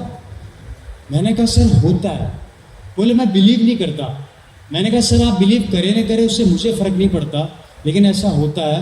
उसका मेजर कारण ये है, आप खरीदने के लिए सोच रहे थे, मैंने खरीद ली। आप खरीदने के लिए सोच रहे थे, मैंने खरीद ली, क्योंकि मुझे पता है कि 2 महीने बाद मेरे अकाउंट में कितना पैसा आने वाला है, पर आपको ये नहीं पता कि 2 महीने बाद आपके धंधे का क्या होने वाला है। इसलिए आप डरे हुए थे और मैं डरा हुआ नहीं था। yes! मेरा धंधा मैं नहीं हूँ, मेरा धंधा पूरा हिंदुस्तान है। yes!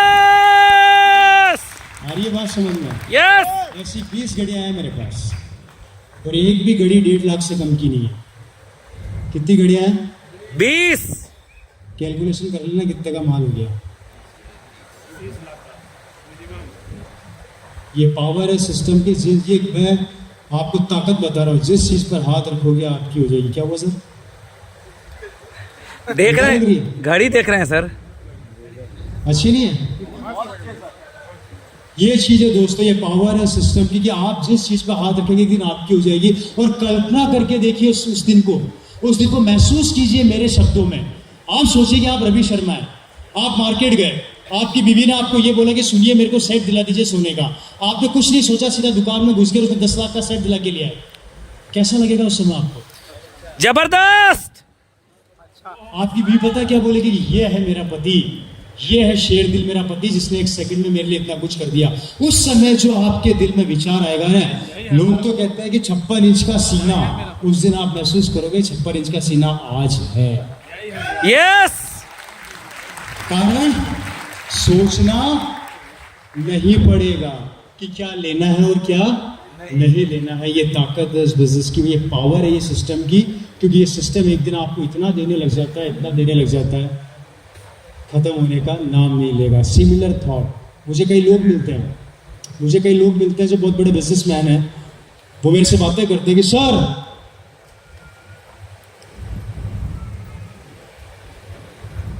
बुरा मत मानिएगा, अदरवाइज मत लीजिएगा। कुछ करोड़पति लोग मेरे को मिले जिंदगी में, यहाँ पर भी शायद कुछ लोग बैठे होंगे, मैं इसको अदरवाइज ना लीजिएगा, मैं पहले ही बोल रहा हूँ। एक घमंड हमें खा जाता है, मैं तो करोड़पति हूँ, मार्जिन करूँगा क्या? मेरे पास तो ऑलरेडी 50 करोड़ के खेत और खलिहान है, प्रॉपर्टी, मार्जिन करूँगा क्या? मैं तो ऑलरेडी इतना बड़ा बिजनेसमैन हूँ, मार्जिन करूँगा क्या? मेरे तो ऑलरेडी 20 लाख रुपया महीने का आता है, मार्जिन करूँगा क्या? ये छोटे मोटे काम मैं करूँगा क्या? कभी कभी दिमाग में ये थॉट आते हैं, मुझे ऐसे कई करोड़पति मिले हुए हैं जिनके दिमाग में ये थॉट आते हैं कि मैं तो ऑलरेडी करोड़पति हूँ, रवि जी मैं आपकी तरह हल्दी धनिया मिर्ची बेचूंगा क्या? अगर ऐसी गलतफहमी दिमाग में पाल कर बैठे हो तो निकाल देना। और क्यों निकालनी है, मैं एग्जाम्पल के साथ समझाने जा रहा हूँ, समझिएगा। बात समझ में आ रही है पीछे तक? मेरी सिस्टर मेरे से जो छोटी है, उसकी शादी हुई सन 2008 में।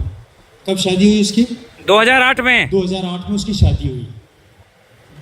और जिस फैमिली में उसकी शादी हुई वो राजस्थान की बहुत बड़ी फैमिली है, राइट सर?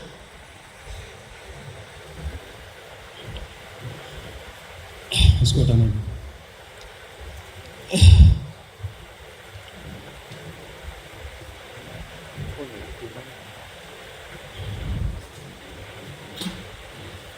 बैठ जाओ थोड़ी देर में।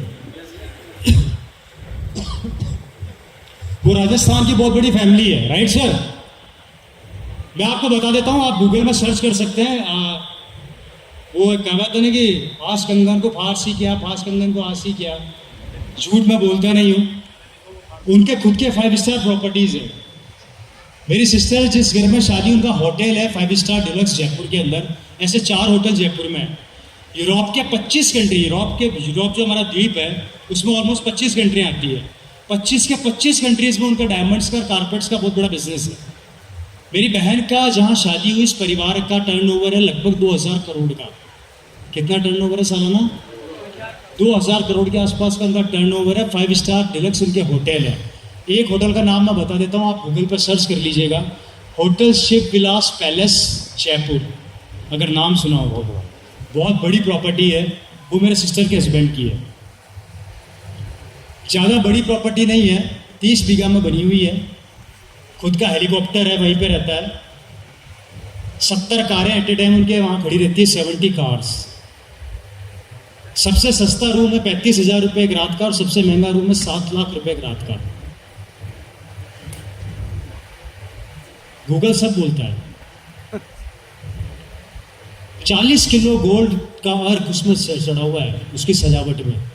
और चांदी का तो मुझे भी अंदाजा नहीं कितना चांदी उसमें लगा रखी है। जहाँ मेरी बहन की शादी हुई। कैसा परिवार है?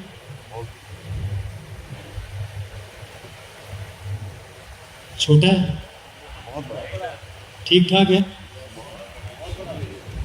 मेरी बहन के पास वो सब कुछ है जिसकी कल्पना मैं भी कल्पना में नहीं कर सकता। वो जो हैंड पर्स भी काम में लेती है वो बहुत कॉस्टली होते हैं, मतलब काफ़ी। अब जिस फैमिली में जाएगी वैसा रहना पड़ता है। मैं राइट या रॉन्ग? एक बार मेरी सिस्टर के वहाँ पर फंक्शन था, मेरे को बुलाया कि भैया हमारे यहाँ पर फंक्शन है, तू आना। मैंने कहा बिल्कुल आएंगे साहब। अब बिजनेसमैन लोगों के घरों में कौन आएगा? पैसे वाले लोग ही आते हैं। मुझे भी बुला लिया। हम भी रवि साहब रवाना हो गए अपनी BMW गाड़ी में, चौड़े होके बैठ गए, ड्राइवर साहब चला रहे हैं। BMW अंदर होटल में घुसी, वहां पे बड़ी बड़ी गाड़ियां आ रही है, Lamborghini, Lamborghini, RR, Rolls Royce, Audi, Mercedes.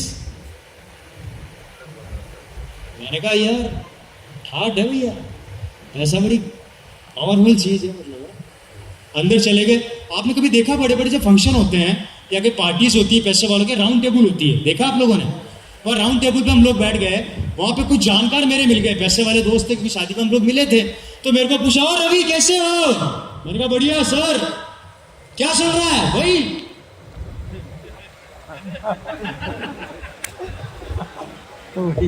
वही का मतलब समझे?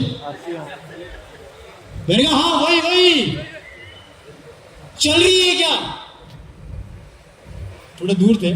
चल रही है क्या? मैंने कहा नहीं, हमें तो पता था बंद होगी। मैंने कहा उड़ रही है। टेबल पे बैठ गए हम लोग, पास में आके बातें करने लगे, खा रहे थे, पी रहे थे। ठीक है, पीने से मतलब पानी है। कभी कभी आदमी गलत मतलब निकाल लेता है। तो वहाँ बैठ के हम लोग खाना हल्का फुल्का स्नैक्स वगैरह चल रहे थे। और वो बड़े बड़े बिजनेसमैन अपना टर्नओवर बता रहे हैं। मैंने नई फैक्ट्री खोली, मेरा 200 करोड़ का टर्नओवर हो गया। एक बोल रहा है मेरा 500 करोड़ का, एक बोल रहा है 700 करोड़ का। मैंने कहा यार गजब। फिर मेरा नंबर आया तो मेरे को उन ज्ञानियों ने पता क्या राय दी, बेटा अपने जीजा जी की तरह कोई दुकान होटल वोटल बना, कोई फैक्ट्री खोल। ये क्या हल्दी धनिया मिर्ची बेचता फिरता है पूरे हिंदुस्तान में। अब एक बोला तो आपको पता ही है, हमारे यहाँ पे जब एक बुराई करता है तो 4 और आते हैं और बिना बुलाए आते हैं। अच्छा आरसीएम की बुराई हो रही है क्या? चलो चलो भाई टूट पड़ो, बकरा अकेला है दबा लो। ये होता कि नहीं होता है? राइट या रॉन्ग? तो जब बुराई होती है तो हमारे में एक बुराई नहीं करता, 4-5 और इकट्ठे होते हैं। तो वैसे मेरे को 4-5 इकट्ठे होकर उन्होंने मेरे को दबा दिया। आधा घंटा उन्होंने आरसीएम की बहुत दबा के इंसल्ट करी। अब हम आरसीएम वालों का एक प्रॉब्लम है, जब तक हम नहीं बोलते तब तक हम नहीं बोलते, और जब हम बोलते हैं तो उसके बाद हमें दबा के बोलते हैं। किसी का ऐ भी नहीं रोक सकता। ठीक है, बात समझ आ रही है आप लोगों को? हेलो, बोर तो नहीं हो रहे? बात मेरे पर आई, इज्जत आ गई किसकी? किसकी बात आ गई? अब नाक की। दिमाग हुआ खराब, बात आ गई नाक की। मैंने कहा बहुत बोल दिया अब तुम लोग, अब मेरा नंबर है। मैंने कहा आप लोग बड़े बड़े बिजनेसमैन हैं? बोला हाँ। फैक्ट्रियां हैं? बोला हाँ। टर्नओवर है? मैं कहा हाँ। मैं कहा अच्छा, घमंड है आप लोगों को इस चीज का? बोला हाँ, और तू भी ऐसा काम करके तुझे भी घमंड हो। मैंने कहा अब आपको दिखाता हूं मेरे हल्दी और धनिया में कितनी ताकत है। मैं कहा मिर्ची तो बाद में लगेगी, पहले हल्दी धनिया की ताकत दिखा देता हूँ, फिर मिर्ची का नंबर भी आएगा, है या नहीं? मैंने कुछ नहीं किया दोस्तों, प्रैक्टिकली बता रहा हूँ। कुछ करोड़पति लोग होते हो, गलत पे भी निकाल दीजिएगा। उन चारों के फ़ोन लिए, उन चारों के फ़ोन के साथ मैंने अपना फ़ोन निकाला। फ़ोन निकाल के मैंने चपड़ासी खड़ा था, उसको बुलाया, इधर आ, ये हम सबके फ़ोन हाथ में पकड़ इस कमरे से बाहर चला जा, सब फ़ोनों को स्विच ऑफ कर दे, दरवाज़ा बंद कर दे। 6 महीने इस कमरे में खाने के अलावा कुछ नहीं आएगा। हम 6 महीने कमरे में पैक रहेंगे और सब फुटबॉल खेलेंगे, क्रिकेट खेलेंगे, वीडियो गेम खेलेंगे, कुछ भी करेंगे। न कोई धंधे की बात करेगा, न कोई बिजनेस की बात करेगा, न कोई परिवार से मिलेगा। 6 महीने बाद देखते हैं किसकी दुकान चल रही है और किसकी बंद होती है।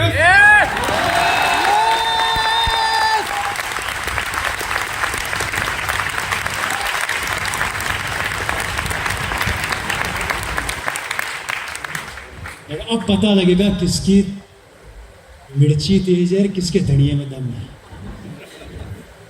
वो बोले तेरा दिमाग खराब हो गया है, अगर फोन नहीं करूंगा तो माल कैसे बेचूंगा, माल कैसे आएगा, माल कैसे, सैलरी कैसे दूंगा। मैंने कहा निकल गई हवा। मैंने कहा ये देखो मेरा बिजनेस मेरी जेब में चल रहा है, खटखट फोन मंगा के दिखाया, ये देखो ऐसे। अब बताइए सिक्योर आप जा दो, अब मैं सिक्योर जाता हूँ। 0 रुपया लगा के भी करोड़ों का टर्नओवर मेरी जेब में है। तुम लोग करोड़ों रुपया लगाने के बाद भी चैन से नहीं सोते, गोलियां खाते हो साले सुबह शाम। मुझे बताओ धंधा किसका शानदार, किसका शानदार? कहाँ गए तुम्हारे करोड़ों रुपए? है जी 200 करोड़ 500 करोड़ कर रहे थे। साला मेरा भी 2000 करोड़ का 2400 करोड़ का टर्नओवर है, लेकिन मेरा टर्नओवर ऐसा टर्नओवर है कि मैं टेंशन फ्री टर्नओवर करता हूं, तुम्हारी तरह परेशान नहीं रहता। तुम्हें तो ये भी नहीं पता कि तुम्हारा क्या हाल होने वाला है। और भूल गए कोरोना, याद दिलाऊं कोरोना की? उन सबके मुंह चेहरे लटक गए थे। सर इससे बेहतर धंधा कहीं नहीं है। अरे मैं तो कहता हूं खुशकिस्मत हो जो आरसीएम के डिस्ट्रीब्यूटर हो। एक बार टीसीजी और मेरी लड़ाई हो गई। टीसीजी ने मेरे को बुलाया जल्दी आ, मैंने कहा आ रहा हूँ। उधर टीसीजी के मैं तो रूम में घुस रहा, वो भगे हुए बाहर आ रहे। अब वो भग रहे, मैं भी चालू। मैं किधर जा रहा हूँ? बोला दिमाग खराब हो गया। मैंने कहा क्या हुआ? कर्नाटका गाड़ी भेजी, डिपो की पहुंची नहीं। मैंने कहा अच्छा फिर? बोला आगे। बोला पिकअप सेंटर वाला फोन कर रहा है, माल नहीं पहुंचा। फिर आगे कोई पिकअप सेंटर बंद हो गया, उसका भी हिसाब करना है। सबका हिसाब करके आता हूँ, गाड़ियां नहीं पहुंच रही, माल नहीं बन रहा, पता नहीं क्या हो रहा है, चेक करके आता हूँ। मैंने कहा इतना परेशान क्यों होते हो, आरसीएम ज्वाइन कर लो।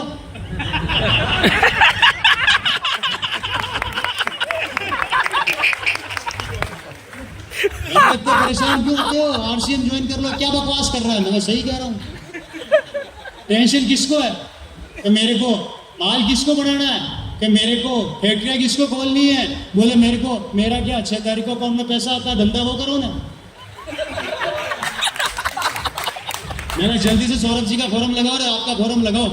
जब मछिया ने मेरे ओएलटी टेक्निकल पे पहुंचे अपन भी, वो 2 मिनट रुक के मेरी शक्ल देखने लग गया, यार तुम हाथ तो सही कर रहा है यार। अब तक क्यों नहीं लगाया आपने फॉरम? सारी टेंशन आपकी, बताओ हमारी काहे की टेंशन? हम तो दोनों टांगे ऊंची करके 30 के 30 दिन सोते हैं तो भी पैसा आना है। जीसीसी सर गुजारने लग गए, बात तो सही कह रहा है यार। अब बताओ, अरे दोस्तों कितने खुशकिस्मत हो कि जिसकी कंपनी के मालिक को इतनी टेंशन है, आप उस कंपनी के डिस्ट्रीब्यूटर हो। हम इतने खुश नसीब है कि हमें टेंशन ही नहीं है, सब कुछ टेंशन उनकी है। इससे बैठ का धंधा कहाँ मिलेगा?